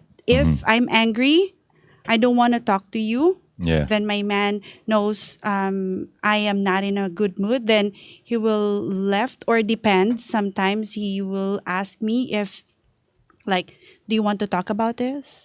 If I said no, then he will walk away and go do his own thing. And then later, if everything's okay, then I will text him, hey, can you stop by, or come here, and something like that. Yeah. How often do women, do you think, get tempo? Well, depends on the woman. Yeah. A lot. I do. In my 33, I Yeah. think tampo is not really my Yeah. thing anymore. But if it's You just what wait if- till menopause comes and then you're. No. Oh, I'm sorry. It's only a couple years away, you know. No, I'm kidding. I'm No. But if it really depends, I Mm-hmm. think. Yeah, I think it really depends when, especially when you're like on your cycle. But guys, if the girls are with a good man will not do anything to make the girl tampo or the girl that's mad. bullshit. That's bullshit. Yeah. I think All right ano, then. All right. I think there's tampo. I can say tampo on a different way of tampo is like, for example, me, I'm going to ask for my man, like I'm asking for something and he disagree or he can't really give me that kind of whatever it is. And then I'll make tampo about it and Right. I'll That's never- simple. Yeah. You manipulative woman. Yeah, but Yeah. it's a part of tampo also. Yeah, That's also tampo. Yeah. Basically, it's childlike behavior from a Yeah. woman. Yep. Yes, yeah, that's right. Because anyone who has a daughter. That's why the Western man who wants to, have a relationship with the Filipina girls, you should know this because Filipina girls is very matampuhin. Toyo. You heard it from themselves. They act like children. No, I'm just kidding. but It's, if you can deal with it, then I think Yeah. it's not. I think it's kind of cute. Yeah, I mean, as long as it's not like tempo plus like throwing plates on the floor. Yeah, it's You know, like, different. as long as there's not throwing like any of plate that. on you the know? floor is bad. Yeah, yeah, or breaking a not light good. switch, or But throwing, most of the foreign men doesn't know the tampo. yeah. And I was like, Yeah, that's why I bring it Yeah. up. I bring it up like it's a thing. Like I didn't know about it right away either. I didn't know about it for my first 5 they years. have no fucking idea about it. I was Yeah. like dating this. I dated like foreign guys, and I was like observing them, and I was like making tampo. No, you cannot do that And with they're the like, foreigner. They don't know. Bring tense a little Hey, I'm here. I'm making tampo. Why are you not like? bit. Gonna blow out their eardrums. Oh, sorry. Yeah. Yeah, something Yeah. like that. So it's kind of like a get out of jail free card for girls here too. Mm-hmm. Yeah. So tampo. So the guy has to know when to put his foot down, when not to put his foot down, and just give you a hug. Mm-hmm. He has to know how to handle your tempo. I know I say it wrong, but whatever. I only learned how to say Tagalog properly recently, but yeah, okay. So those are all situations where the man has to be very on his game. Are there any situations like that for men? Like where,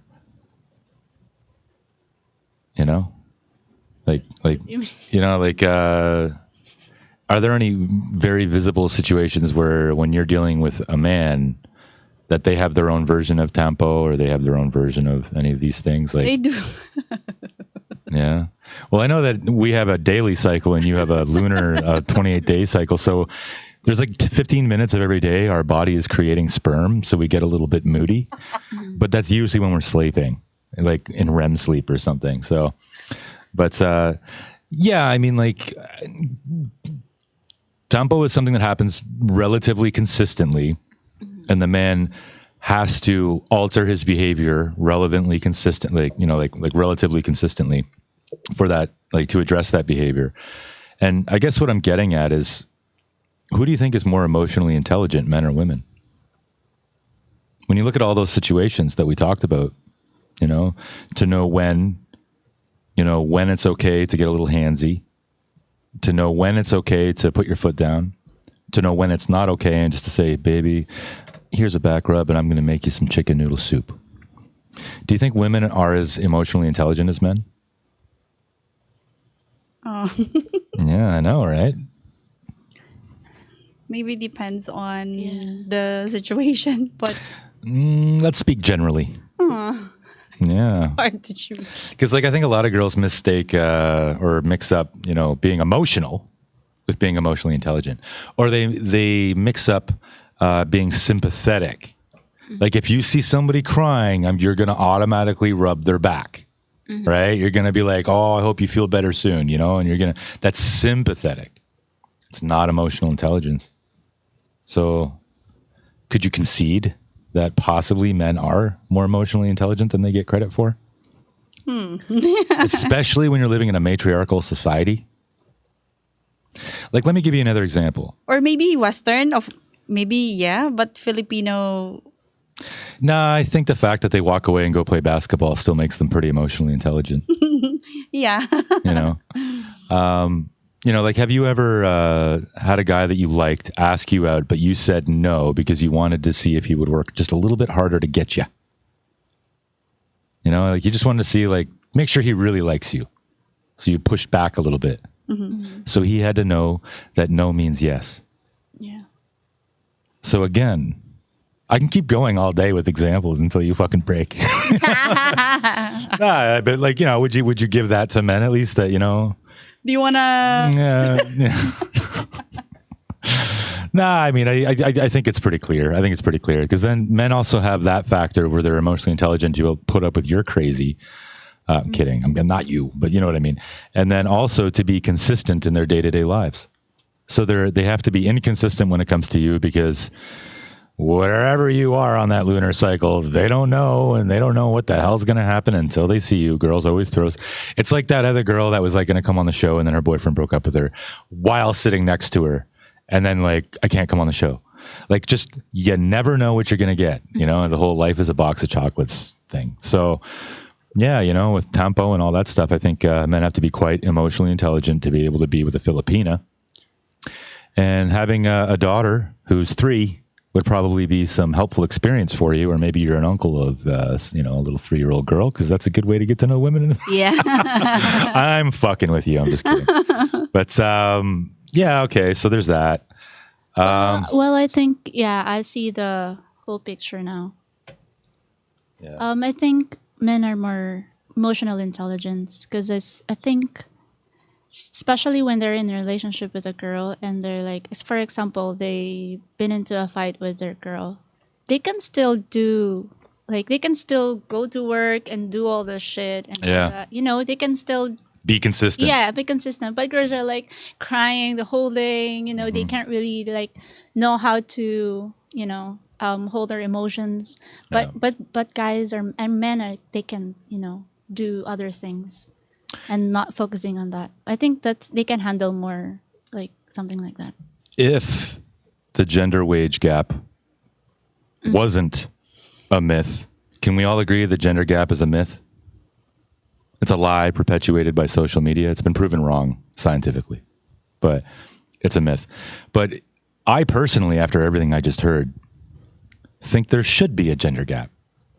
Because when you guys are pulling all this irregular bullshit, taking extra days off work for your Aunt Flo, or whatever you want to call it, that comes and visit, all that Tampo bullshit, not showing up to work, no matter how good the pay is, I mean, shit, yeah.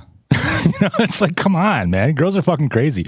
Ever since I started this show, I'm just like going down that rabbit hole. Like, I almost wanted to quit doing it after my second episode. Like, it was good. The second episode was good. We had a great time.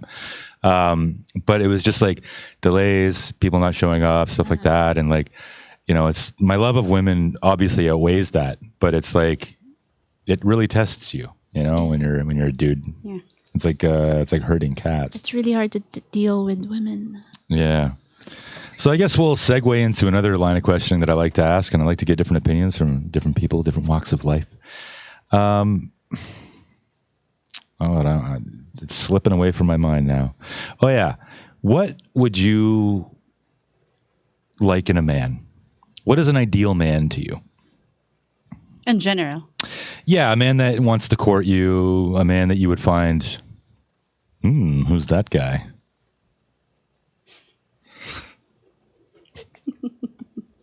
You answer. You answer first. Because for me, it's boring. It doesn't matter. It doesn't matter. Yeah. Actually, but before Christine answers, because she's already been through this one a few times and she knows what I'm getting at. So, yeah, like a religious man. Okay, that's good. Boring, right? But it's not boring at all. Actually, I think a lot of the guys coming here from the West are religious, and they left the West because it's become a godless hellhole. Oh wow! Yeah, for real. Actually, Orthodox Christianity is actually becoming increasingly popular. The youngest generation in the United States is actually grappling religion. The men are, not the women, because the women are all having fun with their hot girl summer. But the men are going back, and where the men go, eventually the women will follow because they don't want to work past 40. But and then there's the whole born again, hoe again thing where like girls that have been ran through by 300 guys then will like in their 35, like maybe in their early 40s, they'll be like, I'm going to go to church and then I'll find a good Christian man to love me. And then forget the fact that I was ran through by 300 guys because he'll love me. And, and yeah. Because I don't know if both of you are going to church every Sunday. I think that's a sweet date for me. Yeah. No amount of money can offer it for you, and you can also like what I've said here in the Philippines. There's a lot of Christian religious here in Philippines. So I think for me sounds boring, but if I were to look at the man I am looking for, a godly man. I want to scratch the surface on that one just a little bit. See if it's a fugazi or not. Do you believe that women can be pastors or that women can have a leading role in the church? Yes. Okay, well, you kind of fumbled that ball. Is that what it says in the Bible? I'm sorry. Is that what it says in the Bible? Sorry, we're not talking here about the Bible. I'm not going to. I'm not going to answer that. Well, the Bible is very clear. I actually have Bible verses pulled up for this particular question. No, the answer is no. So, as much as you like a religious person, you like someone who would be following a false religion. So, that's not an observation or an opinion. That is fact based on biblical scripture from the Catholic Church and from the ESV and from the King James Version. So it's one of those things I do. And in the future, we are going to actually have someone from the Catholic Church join us, Mr. Michael. I know you're going to see this, Mike, Mr. Michael. And one day when I get the gear going and I redo my studio and whatnot, I'm going to definitely get you in for a few calls. But yeah, okay. So religion is important. Would you be willing to change your denomination for a man? So because I think you have the right working, moving parts of a really healthy relationship. And the fact that you want to build a relationship on God is great. But women are an addition, they're meant to obey their man. They're meant to be submissive. And when you go to a church that's being led by women, and after everything we just discussed about how emotional women are, do you think they're really capable of anything that could lead? What if they're having a bad day, they say the wrong thing, and now a whole generation of kids at Sunday school are warped about, a particular thing? Or I guess I won't say kids, adults, because I think women are great at Sunday school. They're great at those secondary roles. But being a leader of a church, too many fallibilities. That's why you pay $1 more for a razor, because it's pink. You guys are so easily manipulated. So that's my thought on that. But what else do you look for in a guy? So you've got religion, which I think is ultimately one of the best things any girl could say. What else do you look for? In their personality or attributes? Of course, sweet. Yeah. Maybe a gentleman. Caring. A gentleman, of course. Yeah. And also, sorry, I forgot. What else? Yeah. But generally, the sweet, rainbows and lollipops kind of a thing, right? It'll fade late. Go ahead. Yeah, I was going to say, did you ever have a bad boy phase? Yeah. Yeah. So... I tried that before. Yeah, I know. It's I have a little bit of this, you got to try the whole, usually how I turn this, and I'm not even going to bother with you because you've already been through this one. But there's what women want, and usually they'll say, I want a gentleman. I want a guy that's old fashioned, opens the doors for me, is very polite, blah, blah, blah, blah. And then there's what women respond to. So in courting, I think you're fully correct. And I think that, of course, they're your preferences. And I think they make total sense. And even for me. But in that initial courting phase, the very beginning, I think quite often it's going to be the guy that either pisses you off or says something a little insulting. If you walk into a bar and there's all these guys ooh, Maganda, and they're ooh, look at this lady. And can I buy you a drink? Can I do this? Oh, whatever, they're just complimenting you and they're like very nice. And whenever you put up a photo on Facebook, like millions of men like hit like and whatever. But then there's that one guy in the comments and he's like, it's a little too revealing. I don't like it. I like that kind of. Yeah, exactly. Okay, yeah. So you're like, there's no red meat on this one either. You're answering perfectly. Like, I think having a relationship built on God, built on a kind man, a supportive man, a conservative man. Could I be correct? Yeah. I think that's great. I think that's really great. And I think nowadays, like girls, they can show up everything in a social media or in person. They can show whatever they want. But and then the boys or the partner, there's should be, or it's very nice for us to feel that someone is protecting us. Like I know that Western guy or from or Americans or anyone from other country, they really like the like you're using like a 2-piece or 1-piece or anything like that, or revealing clothes in short. But it's really nice as well. Like if it's like asking you to, hey, can you please like dress like this one, so everyone can be like give you a good what do you call this, a good impression, something like that, and then wear like this so no one can bother look at you and something like that. Did you see my post on Facebook when you looked at my profile? I have one that says like wear more clothes. No. Like girls wearing like long dresses is now the new sexy. It's the new hot because because we see so much bikini thong ass on Instagram that it's like it really stands out when you look fully clothed. Yeah. You know, like so. Yeah, like that's why I thought like you saw sexy if you wear like you're like a reserved girl and that specific person, and they will think like, she's very sexy, but like very there's classy. Yeah, like I don't think it's feminine for girls to walk around with their ass hanging out, in their thong bathing suit and a million photos on Instagram. I don't think that's feminine because women are naturally gatekeepers of their body. Like men control marriage, women control sex, so who their sexual partner is. And they used to be more, what's the word? Not judicial, but like more careful about who they would sleep with. But now it's just like there's a way that I elaborate this point. Normally it's where like women are marketers and men are salespeople. Yeah. So women are like flyers, like every reel is like just an advertisement, but then the men are the approach. They cold approach, they come up. That's a salesman. And actually the one that I have mentioned a while ago that I have already met like a foreign as well. Yeah. We never do any like sex activity. No? Yeah.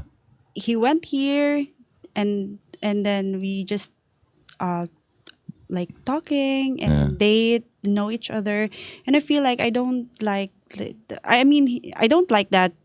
I didn't say I don't like you, it's just that there's a specific thing that I am looking for, and no sex or anything. I'm just Was he handsome? Handsome, yes. Very good looking, like very sexually attractive. Yes. That's cool. So if you're out there, bud, it's not a poo poo on you. It's like it's just whatever that little thing. And at least I think you're one of the more like emotionally intelligent women in the sense that you have articulated what you're looking for in your mind, and that you are looking for it, and you're actively looking for it, and you're not willing to like compromise on that like so many girls do. We're like, I know his first name. He's got abs. That's all I need to know for now. I'll find out the rest later. Yeah. It's good that you're not wasting yourself, because an eraser can only erase so much before it gets rubbed down, right? Yeah. So, but I forget where I was going to kind of take it from there.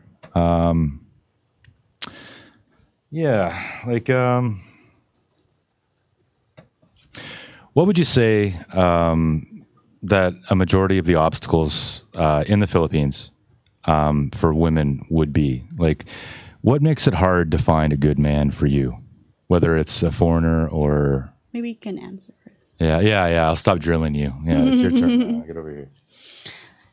What's the question again? Like, what challenges do women face in the dating market right now? Like, why is it so... Like, if maybe I'm leading, maybe I shouldn't be leading. is it hard? And if it is hard, what are the challenges that make dating, like finding a right match for you, difficult? Oh, it's really hard to date these days. How come? Because a lot of men are not in their masculinity energy anymore. Mm-hmm. And yeah, Go ahead. we're looking for someone that also we're gonna feel safe. Mm-hmm. And the one thing that, especially the one thing that I'm looking for in a man, I'll just want to go back to that, so I can explain. So the one that I'm looking for, number one in a man, is like confidence. Mm-hmm. It's like, if that's why it's just for me, all right. So that's why I stopped dating Filipino men anymore, because a lot of Filipino men they don't have like the masculinity thing with them, and also the confidence is like high, like they are confident, but they cannot give you the one that you want, like especially you feel safe, like providing you emotionally and physically support, like yeah, something Do you like. think maybe it's because they're too emotionally supportive? Because like Filipino men, in my experience, have been very like, oh, don't worry, baby, you know, like Yeah. very like that. But Like you know, very soft. yeah, because they're following a lot of what they're told by women. Oh, you have to be like this, you have to be like that. But then you find out when you get older, it's all a lie. Yeah, it's Because women don't know what the fuck they want. yeah. You know, like they have no clue. That's true though. Yeah. So like, never listen to a woman. You know, like yeah. Yeah, don't. You're like, what show did I choose to come on? Yeah, actually. Welcome to the club, honey. That's true. Like, don't ask advice. Yeah, women. like don't ask the fish, ask the fisherman. You know. Yeah, something like that. So yeah, that's the one thing that I'm like. Do you agree with that? Like, do you think women give bad advice like that? Like to men, like, oh, you know, you got to be a gentleman. You got to like, you know, you got to talk about your feelings. You got to, yeah, you agree. I was hoping you were going to challenge me on that. Because I got a whole other, like, it's like trap doors and like, you know, like fucking little booby traps everywhere. No pun intended. All right. So, okay, that's fair. And every time I got another question lined up in my head and then I like forget which direction. But you know Yeah. what? Actually, like what this is regarding your question. If the girl will maybe looking into a partner in the future, I think a team player, a good leader is so one of the best talent that guy can provide Yes. to. Yeah. You know, leadership is always like a standard for a man, not only by providing, Yeah. because providing or money, girls can also earn that. We can help. Yeah. I mean, we can do all of the bills half, or maybe if I have a good what do you call the source of income, then maybe for now I can pay for it.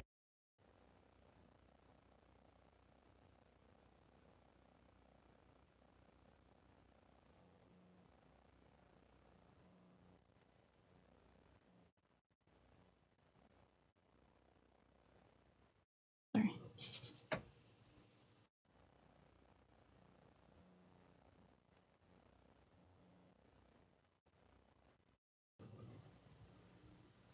It happens in every episode. I got to figure out why. I think it just runs out of memory.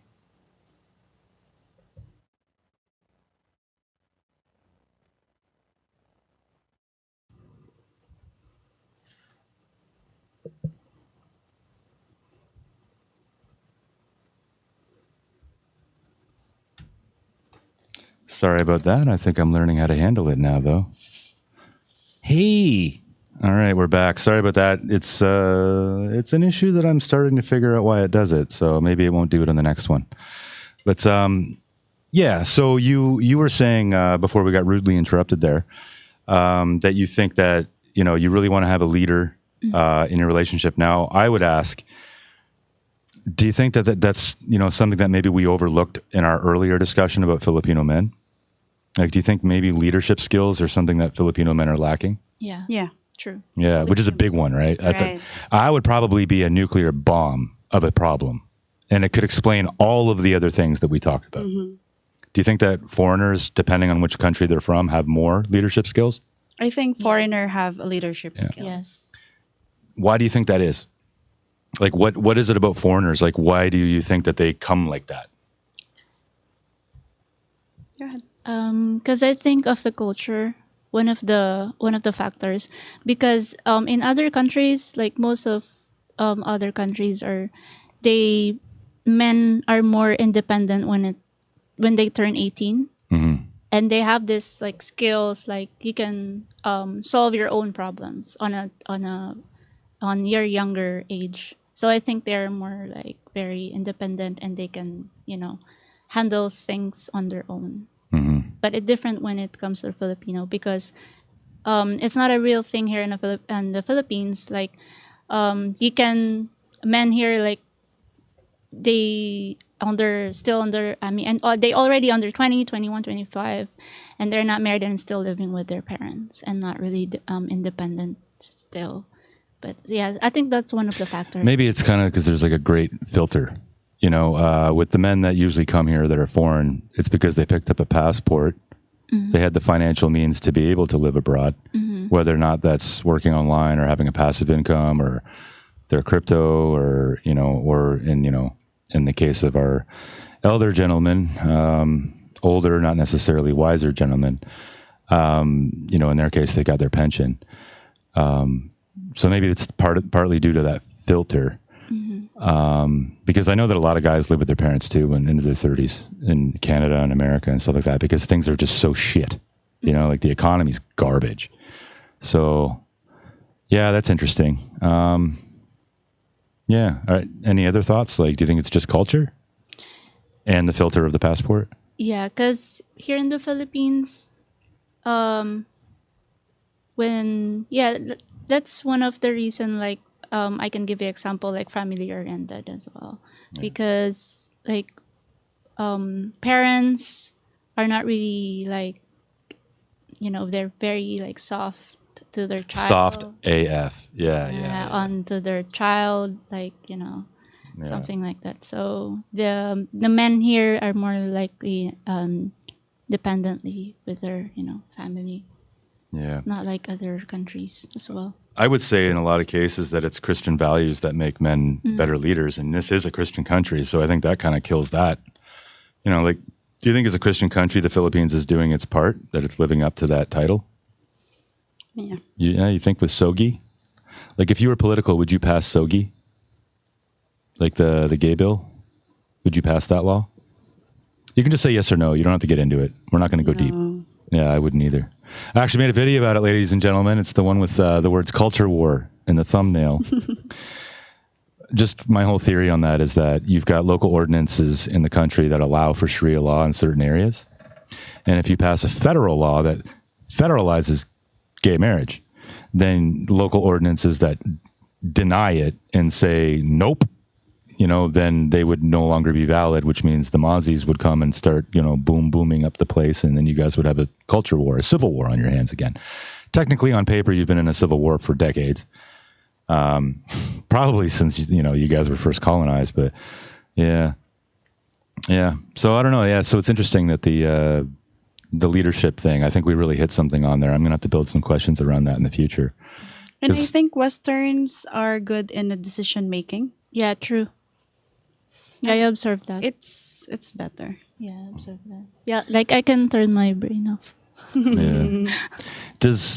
And a member of our audience wants to ask this question. Do the Philippines have a law that when you're marrying like a Filipino woman, that she or you as her husband, like from a foreigner's perspective, are responsible for her parents financially? So, or I'll just simplify that question. Is a woman financially responsible for her parents as they age? No. There's no law. No. Oh. And because I know that's a sore spot, in the Philippines, where your parents are like, oh, I had 32 kids. Yay. Yeah. Let's move to Palawan. University's free over there, and we'll give them all a good education, and then they can take care of us, Yeah, true. Biden breathy voice. But, yeah, I mean. Yeah. Most of the parents, they're like having a kids or child as like an investment. Yeah. And cheers to you, Blue Lotus Organic Red Wine.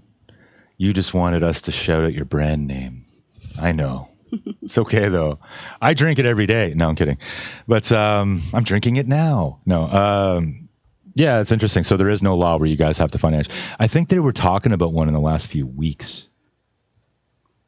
Like, I think it's come up, but I don't like it's not passed. But I think that there's like rumblings going on, but maybe it'll just be another Sogi situation where it'll sit in the thing for 25 years because there's no way in hell that the next generation of voters would vote for that. mm-hmm. So yeah, you guys, it's like I'm of two minds. I mean, I do think that people need to take care of their parents, but it's not exactly like I'm doing a very good job of that myself. My dad's on an oxygen tank on the other side of the world, and I'm here. So I'm not living up to that. And a lot of us put them in old age homes and stuff like that. Here it's a little different. You guys got the multi-generational family thing going on for the win. So I think that, your elders do get that extra little advantage of being around family.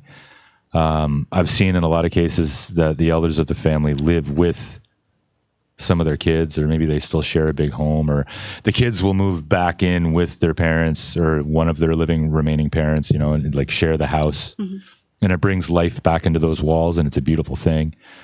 But legally, I agree with you guys in the sense that you can't legally legislate morality or like taking care of people like that. Like, if you're shitty, you're shitty, and if you're not, you're not. Raise good kids then. But yeah, it's an interesting thought. So just to summarize again, Mr. Blue Lotus Organic Red Wine, there is no law currently in the Philippines where a Filipina has to take care of her parents. But maybe a woman lied to somebody, and that's where you heard that. Don't know. The feminine mystique is a wonderful thing, though. It really is.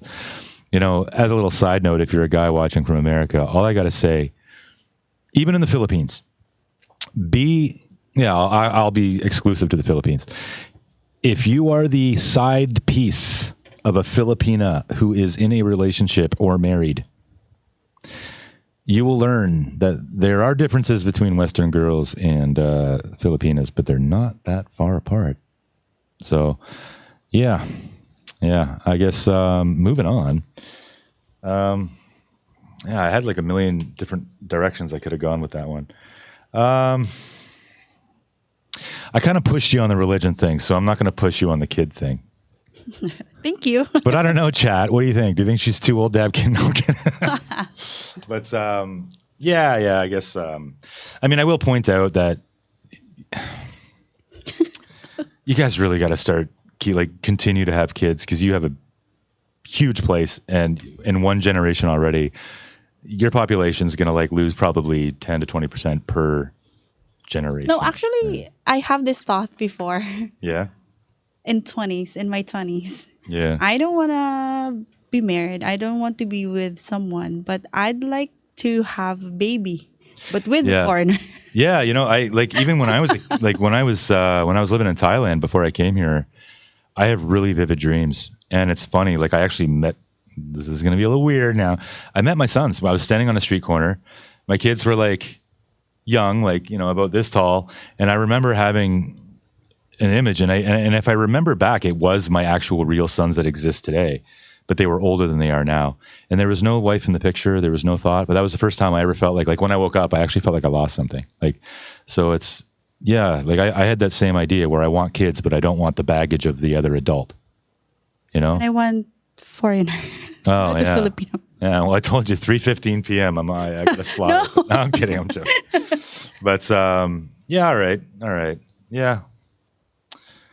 You guys are, South Korea is disappearing, within 80 years to 100 years it's going to disappear. And if you guys want to rule the world, you definitely could. What do you think men are looking for in a woman? What qualities about women do you think men are ooh? If it's Western? A Western man, I guess, yeah. General? I mean, we could do general, but I guess, you know what? I'll be selfish and I'll say, just a Western man. A Western white man. Captain Skyflakes. A submissive woman, sorry. Yeah? Submissive woman, I think. Do you think a Filipino would want the same thing? well, it depends. If that person as well is submissive, so why not? Okay. Yep. What else? Who can take care of everything? Yeah. Damn right. Who can cook? Who can clean? Who can wash the clothes? Who can? I mean, that's not bad in my own opinion. That's not bad as long as you can provide everything. Like, well, again, It's better than doing payroll. right. You know. I mean, No. I don't have to work all night because I'm always in a graveyard shift when I was in BPO. BPO industry, and I'm tired and sick of it. I don't want, and I don't want to get old doing that thing for life. So Yeah. if the man can provide for my needs, not every, I mean, no. Let me say, like the needs, like the not the branded clothes, the branded Yeah. bags and everything. Yeah. Just like the normal Just one. be a general provider overall. Yeah. And like. And there's a food that we can eat with the kids and everything is okay. I don't have to beg with anyone to have money on a table or food on a table. Then why not? I can do cleaning. It's basic. Yeah. Have you ever lived that life before? No? No. Do you think that after a while you could start to feel trapped? Oh, in a scenario where I can Yeah, like if you had that life, do you think maybe after a while you might start to feel trapped? Another diaper, they never end. You know, like all these scenarios where you're just like, oh no. And then you start to lose sight of the fact that you're not doing payroll and you start to think, this sucks. Like, do you think that's possible? Well, it's possible Yeah. because even though I'm working in a company, graveyard shift, or maybe everyone who is dealing with it every day, working the graveyard shift or cleaning the house, it's just the same. It's just that if you will ask me, maybe if I will do all of the thing inside the house as a wife Yeah. and taking care of my kids, then I think that's the same with a graveyard shift. But the good thing is that I don't have to like work on my own. I can better sleep at night. Don't have a I boss. don't know about that, you know. When you get like a little... It's a like little you don't spread. have a boss. You're not working for it. Well, you'll have as many bosses as you have children. Yeah, but it's not. It's like a normal thing. It's Yeah. you don't feel like it's a chore. It's not a job that you're doing. 'Cause Sometimes. it's like It can be exhausting, Yeah. but it's rewarding at the same time. And sometimes and it's you're- always on the girls like thinking that this is exhausted. No, you should not be exhausted with it because that's your family, your own family. And But at it can the end of still the be like, oh my gosh, I haven't slept in 2 days. yeah, of course. if you have nanny, if my husband can provide a nanny with me, Yeah. oh, I'm Yeah. a princess. yeah, I know. just, And just a little. isn't it crazy that some ladies would have all that and throw it all away? They would have all the sixes, the 6 foot tall, 6-pack abs, And if I 6-figure have income in US dollars, a very handsome man Yeah. behind my back. blue eyes, Thank you, Lord. 6-inch biddies. I don't know. And then some ladies throw that away. Some ladies throw that away, even in the Philippines. Wonder who that could be that I'm thinking of. But yeah, I sound like a bitter like, weh. But no, I think that's funny. You know, like that's why I ask you where, like, do you think it could like you could begin to feel trapped? Because I think some people do. Yes. You know, because then the walls feel like they're closing in on you and whatever. And then like at the end of the day, I think girls have a real bad memory when it comes to like things that they hated before.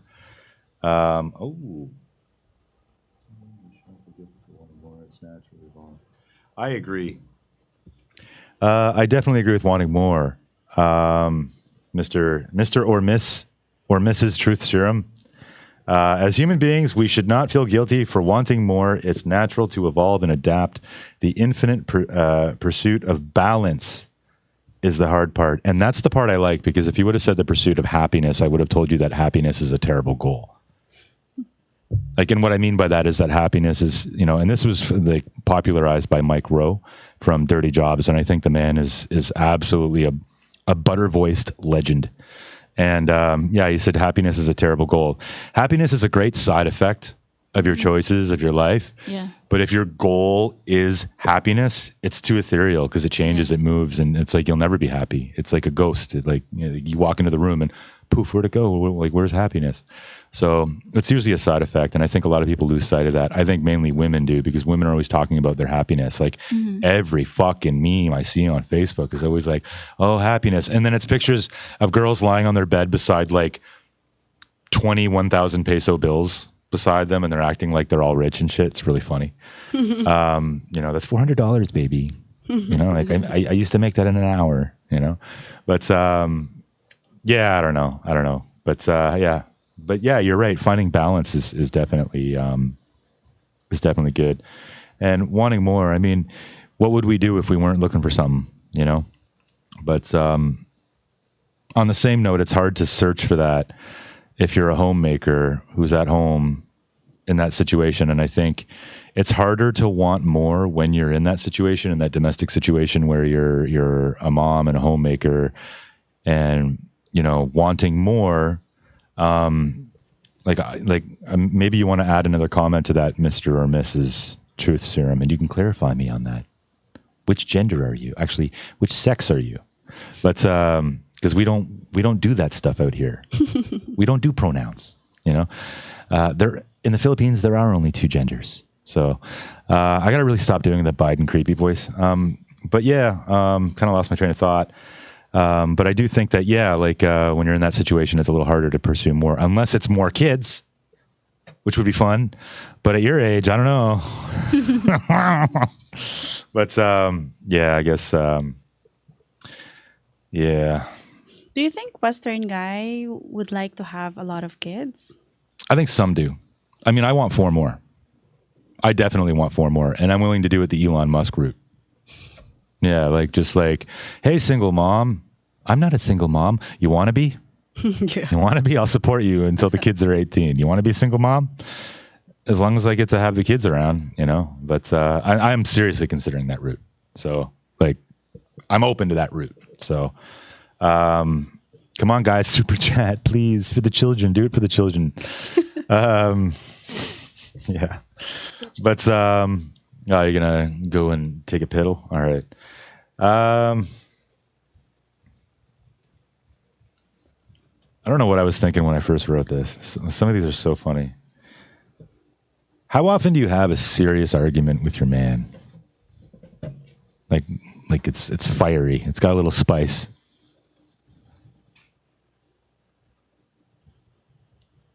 Is it a regular? And he's living here, and it's not long distance anymore, right?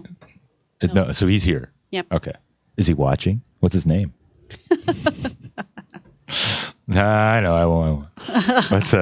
But yeah, how often do you have a big argument? It's not often. It's maybe because when we were in a relationship, we are in a good. I'm already 30, and he is 36, I think. In that. What's his occupation? He's a team leader in a BPO company. Oh, okay. So you guys are very on the similar wavelength. Right. Wow, two peas in a pod. I know we're friends. We're friends before we are in a relationship. Mm-hmm. That's cool. So the biggest argument I can't remember. Oh, yeah. Because And you can protect privacy. You don't have to get too much into it. All right. Yeah. So I think I can, to make it safe. Okay. All right. I'll tell you later. Okay. Fair enough. But what was the general... What was the general topic of the discussion? What was it like? Was it about having kids? Was it about having a puppy? No. Was it about money? My boyfriend has 2 kids already. Okay, good for him. Before me. Yeah. Before me. Yeah. How old are they? The eldest is 22. Yeah. And then the youngest is 14. And I forget, how old is your man? 39. Good on you, fine sir. That's great. So he started having kids early, and is he an active part of their life too? Yeah. Yeah. So at least one of you did, eh? No, but that's not actually the issue. Yeah. Because the issue is that, of course, here in the Philippines, I am the youngest, and my mom is like expecting me to have a partner which is single, without kids, just single. Yeah. And I think one of the issue that we encounter in our relationship for almost 9 years is that, should I be a mom to your kid? Yeah. And what do you think about that? At first, again, those are the questions that I have in mind. Those are the number one topic that we have. We don't do argument in a simple thing and all. Well, first, how active are the kids in his life? Like, are they around you a lot? No, Or is it just like on weekends? No, or no, is no, it no. The kids is in Manila. Okay. The eldest is now working in a BPO company as well, because she's already 21, 22. And then the youngest, she's going with the mother, which is in Tanzania in Africa, Oh, wow. Okay. to do continue schooling. But right now, of course, since we're already like 9 years together, it's not an issue at all. However, because here, guys, if you're or if you have any question, because here in the Philippines, of course, if you are like single, like you're really single, like me, a girl, and I am looking for a man. I Yeah. don't want to have a Baggage? kid, You brought up a very interesting point. and of course, I have to admit it's very hard for me to accept it at first, because I don't know how to become a mother. At first, I don't want to be a mother. Yeah, but they're already grown up, for one. Like, they're already grown up. Like, it's not like you're building any foundational stuff. It's not like they're going to be like, When we first met, of course, they are like, well, count in, we're already 9 years this year. So they are young. So I don't know how to become a mother. Well, if 9 years in, you're still juggling that question, then you have never been their mother. And now they're so old that you never will be anyway. Like, at best, you would be like a friendly tita, like that window closed, I think, 9 years ago. Yeah. So if it's something that's like a point of contention between you guys, if it was a test, didn't pass, but I'm not judging. I'm just saying, like, you're right, and I guess this might be the first time in the history of podcasting where an audience has got to hear that a Filipina wouldn't want to accept the baggage, i.e. children, of a man, whereas single moms are such a common thing here that if a foreigner comes here, he has to. Actually, It's like such an interesting thing to hear a woman say that. Like, I'm not judging you though. No, like I don't judge me. No. Like in the last week, I've had another woman say that to me too, but it wasn't on camera. It's like That's why I told you I will tell. yeah. But it's like like trying to like catch a ghost, but or a fart. No, I'm kidding. No, but yeah, because it's like, yeah. I mean, I think that's also it's actually a trending thing on TikTok with Western women as well, where like, with women, where a lot of women have kids and they think, like, if you can't accept me and you can't do this, you ain't, they're my world. And I don't know what accent that is, but it ain't Tagalog, that's for sure. But you both like fried chicken. Okay, anyway. But yeah, like, it's just interesting, and I think that's actually kind of like a beautiful clippable moment. Yeah. So, but no, okay. So like, what was I guess the end result was that things are kind of where they are. But that's like I want to explore that a little bit. Like, if you were hypothetically to be, because the mother figure is over, like that ship sailed. But like, if you were to have a relationship to them, I mean, I'm assuming you have some kind of relationship with them now, so it wouldn't change. So like, what was the argument? Should you be that? But you kind of are, like, you're not, like, because you're not that. So No, at first, I already mentioned this one to my long-term relationship. Yeah. And he told me that you don't have to be like a mother to my children Yeah. because they have their own mother. And I said, that's impossible. Yeah. Because if ever that we'll be together, then I will be the stepmom. And maybe assurance is one of the key just to make sure. And then follow by acceptance. So he assured me that I don't have to do this, to do that, and the kids. But then later on, I think I just accepted, like, it's already 9 years. We've been together for 9 years, and I accept the fact that those two are the kids. So I don't have to, to be like blind with everything. Yeah. So everything is okay now, by the way. That's good. Like, did they ever come over for Christmas? Stuff like that? Well, it really depends. Because they can't go to Tanzania. No, the youngest will go to Tanzania Yeah. with the mom. Mhm. So of course, we cannot visit her. They are in Manila anyway. Okay. They are not here in Puerto. So who are the kids with if they're not with Tanzania mom and they're not with you? Then who are they with? With the grandparents. Oh, okay. Generational for the win again.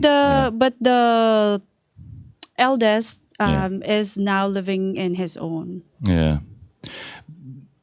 Can you say, like, have you ever, whether consciously, knowingly whether you knew it or not at the time, in hindsight, can you say that you were ever a barrier between his children and him? Like, and be honest, this can be your confessional if you were, but like, do you think that maybe any of that friction put like a wall between a son and his father? For me? Yeah, like, do you think that maybe whether you meant to or not, like, your concerns are completely valid. Like, I'm saying that, like, not everybody wants to take that baggage. Like, that's why a lot of guys don't want to date a single mom, and I do not blame them. But single moms are different in the Philippines because, like we went over earlier, if you're watching this long, they had kids younger, and they don't have the mental damage, the trauma that Western girls tend to internalize because they did it so young and they were silly and whatever. But there's a lot of guys that feel the same way as you. So there's nothing wrong with what you're saying at all. Like, but do you feel that as a side effect, unintentionally, do you think that maybe there was ever a point in time where you were like, whether you meant to or not, you were kind of like a barrier? No. Good. That's good. Yeah, that's cool.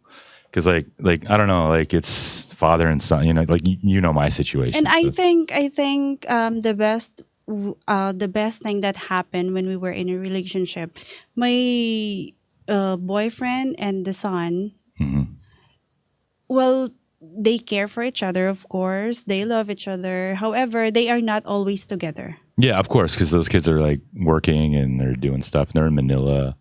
Yes. Yeah, and then, so the father, which is my partner, is used to it. Like, always just, hey, how are you? Something like that. But when we were together, I am asking him, what if we celebrate Christmas with your eldest? Yeah, that's beautiful.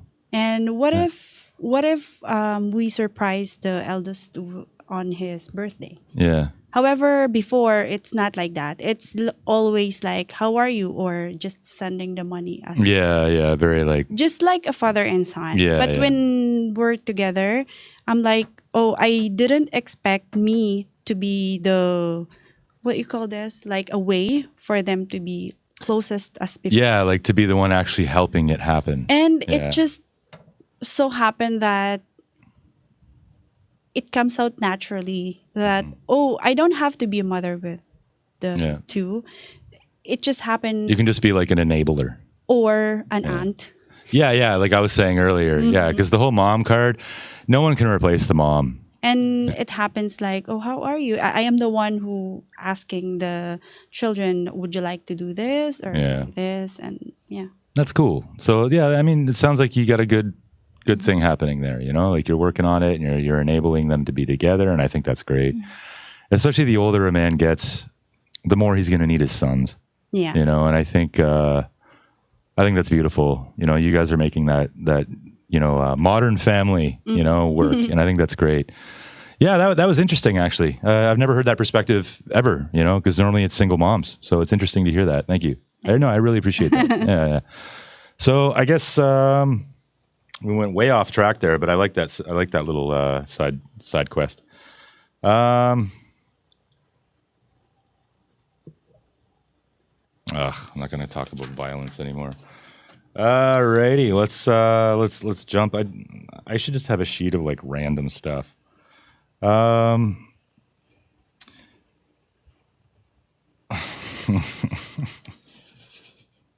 of these are just dirty. Who do you think cheats more, men or women? Man. Yeah? Men. Yeah? Yeah, you think so? It's normal. Yeah. Yeah? Because men are more horny than women. To drill down a little bit on that, do you think it's like in your age group that you're saying?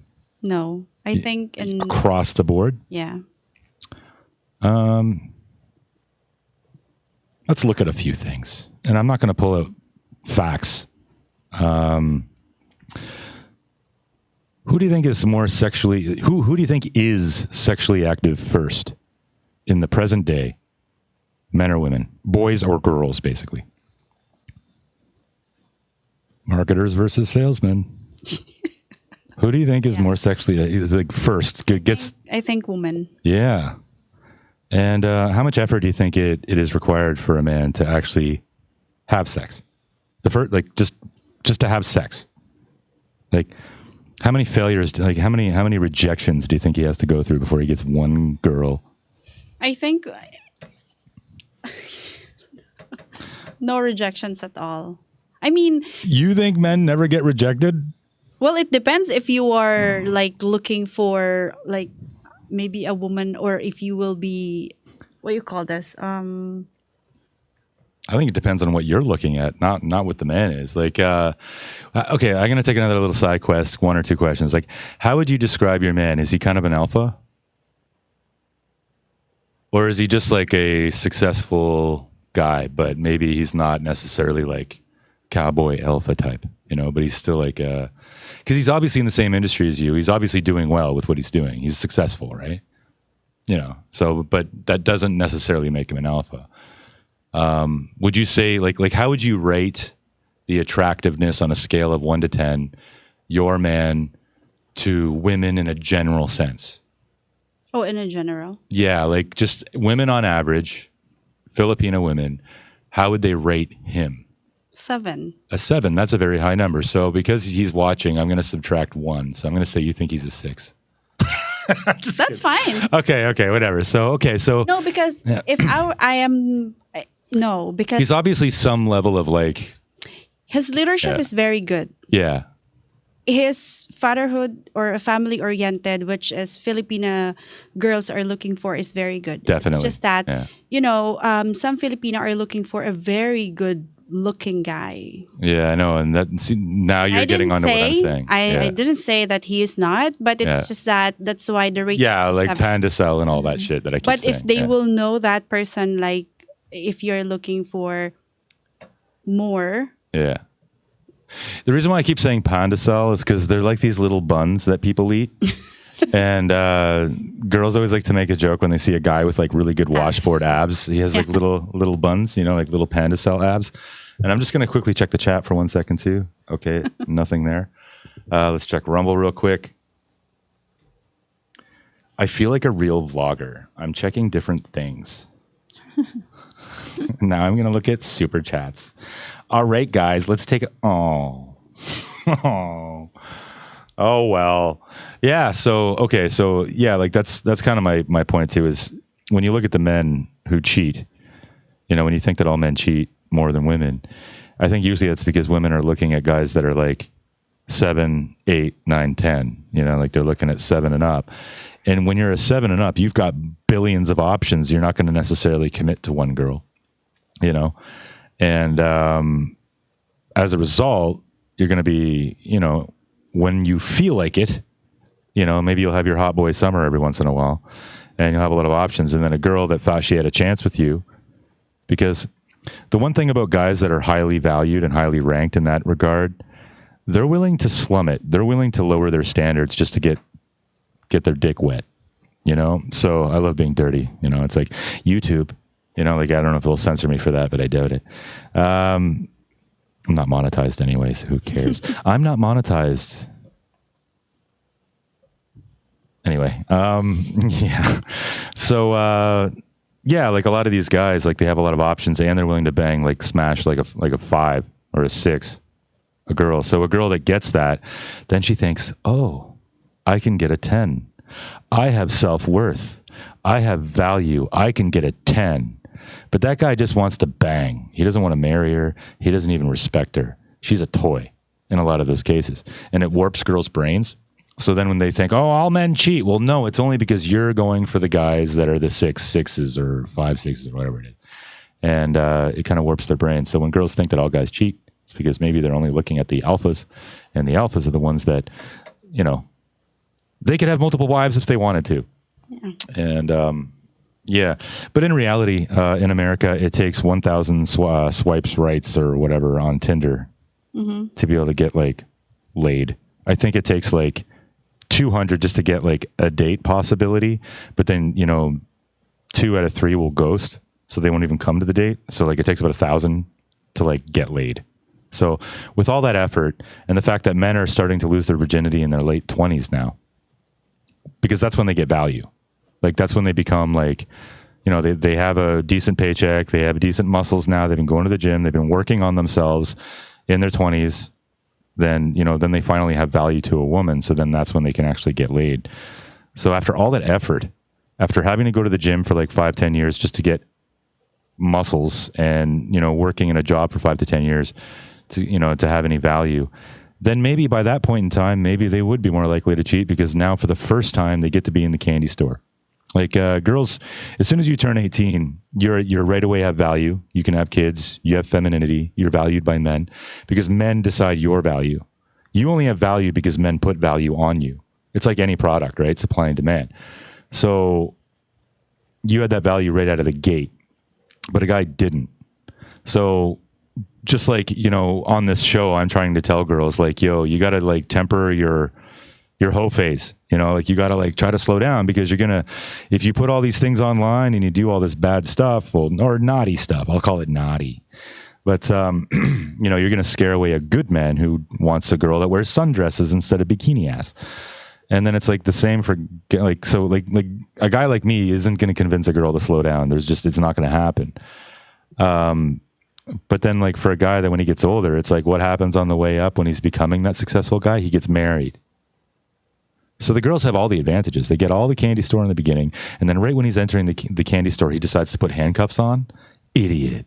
You know? So it's like, yeah, I mean, I think, you know, I can understand that, but I think women cheat more. And I think it's proven in statistics, at least in the West. I haven't looked at the Philippines. But I think women lie a lot too. So I bet you that there's more underreported cheating. Like something like 1 in 3 kids born in the United States, the father they have isn't their bio dad. And the bio dad, I mean, that the father doesn't even know that they're not his kids. 1 in 3, something like that. Some crazy number. So I think women cheat more. So it's just interesting. It's just interesting. Girls always think that men are like the big bad, but it's not always the case. But you guys, you survived. You know, you did the 3 hours. We're 5 minutes away from the end of your 3 hours. Yeah. Yeah, I know. It was pretty good. I was going to go a little bit deeper, but I think right there is a good little spot to end it. And I appreciate your story. I really do. That's, yeah, that was cool. I guess if you ladies had to give advice to the next batch of girls, what would you tell them? Like, you were really gung-ho to come on the show. So who did you know from the show prior? You know her as a different name, but know her as, say the name that I know her as from the show. You said that she's your neighbor? Yeah, it's Crystal. Yeah, Grizel? No, Yeah. it's Crystal. Yeah, but her real name's like, I mean, her real name might be Crystal, but on the show she was Grazel or Grizel. I called her. Yeah. You blew her cover. I was, you know, she's gonna get mad at you now. But yeah. So but you didn't like. She didn't know that you were coming on the show. You didn't communicate with her about that. So how did you find the show and what made you decide to come on? This is a repost from my neighbor, Yeah. and I saw it. Message Yeah. the previous Maggie. Maggie Yeah. to come in a show. We miss you, Maggie. Because again, social media is not my thing. I don't post always, or I don't show my personal thing online. Mm-hmm. But since this is new to me, I'd like to explore more. Well, you definitely jumped in the deep end right off the top, without knowing how to swim yet. You're just like, okay, let's do it. Like This is new to me, guys. So my advice to the girls who would like to do this in the future, it's fun. Don't be shy. Don't be nervous. This is like a casual conversation with Mike. Mm-hmm. It's very nice. It's very good. Asking question. If you are not really would like to answer those questions, then you can pass. Yeah, like if there's any, and there's a couple of people I've offered to come on the show that are professionals and like real estate and other things like that. Like I have agreements with them too, where like there's just certain topics I will be hands off. Like for their professional career. yeah. And I can understand that. But would you say that anything? I mean, we might have like come close to a few lines, but do you think we crossed any lines that would affect your professional life? No. Yeah, exactly. No. This is nice. So, this is good. Yeah. Is your mom still alive? Yeah. Like if she saw this, would she be mad at you? No. How about your dad? My dad is already. Okay. Well, do you think he's looking down on you and be like, that hoe? She, I think my mom and my dad will be proud more to me because I don't do this. You got over your fear. Yeah. This is one of my bucket list. Right. Yeah. Have a podcast. And it's really nice. At first, I'm very nervous because I'm not sure if Mike is a scam or not. But guys, here I am. It's really fun. It's really nice here in Fellow Republic. And she came on without even knowing that there was money involved, and she found out that later. Yeah, and she's like, "Oh my goodness, that's bonus." That's the catch. It's a bonus. Yeah, it's like yay. But how about you, Chris? Like what would you tell the next wave? All right. You can give this a try because this is this is fun. This is really fun. Like you can learn a lot, and you can also learn a lot from yourself as well. And also, this is a new experience for you guys. Don't think this is. Don't be shy, and just be comfortable with yourself, and you can learn a lot from this one, and also and you can also meet other girls, and you can be friends with them or with us, right? So we can just like hang out after this show or whatever. And Mike is a really good person. He's not a scam though. He's very funny. He looks, goofy sometimes. He's silly, but he's really a good person. And Christine is the one that got the sugar daddy on her first episode. She got 5,000 pesos. She said it was her birthday. Now every girl that comes on is going to be like, it's my birthday. But somebody wanted to wish her happy birthday and asked her for her Gcash. So she got 5,000 pesos within a couple of days of her first appearance on the show, which was our first episode of this new reborn, because we did this last year too. Yeah. She was also on my very first last year on a channel that got deleted at one point. There's a funny story there. But I guess that about wraps it up. I just want to say one last chat from our friend Truth Serum. Everyone wants a dime, but most settle for 6s and 7s, and you're damn right, buddy. And I think that goes especially for guys as well. Girls think that they want a 10, but usually with a 10, if you're a 10 as a male, that loyalty isn't exactly going to be something that you have to bring to the table. But a guy is willing to date down, like for whatever reason, personality, click, chemistry, or maybe just that he wants a girl that's not all of the French guys in the neighboring city are going to want to try to bang like we have here in the Philippines. There's like Puerto, there's like a whole community of French guys, and they will fuck your wife. They totally will without any guilt. But yeah, I guess that wraps it up. If you want to leave me a super chat after the show, you still can. Links are in the description. I highly recommend you join the members only community. If you are looking for a personal assistant, virtual assistant, whatever, to do payroll for your business, Rhea is definitely looking for that opportunity. And yeah, any last thoughts? No? Yes? No? You guys are good? All right. My name is Mike Fluke. You've been watching the Follow Republic podcast. Thank you very much. And I look forward to seeing you in the next show, which will probably be next Tuesday at 11 p.m. Eastern Standard Time. Thank you very much and have a good night. Well, I guess I should have had that queued up, eh? Let's get that whole thing going there. Boom. Here we go. Hitting the button. Bye, everybody. Bye.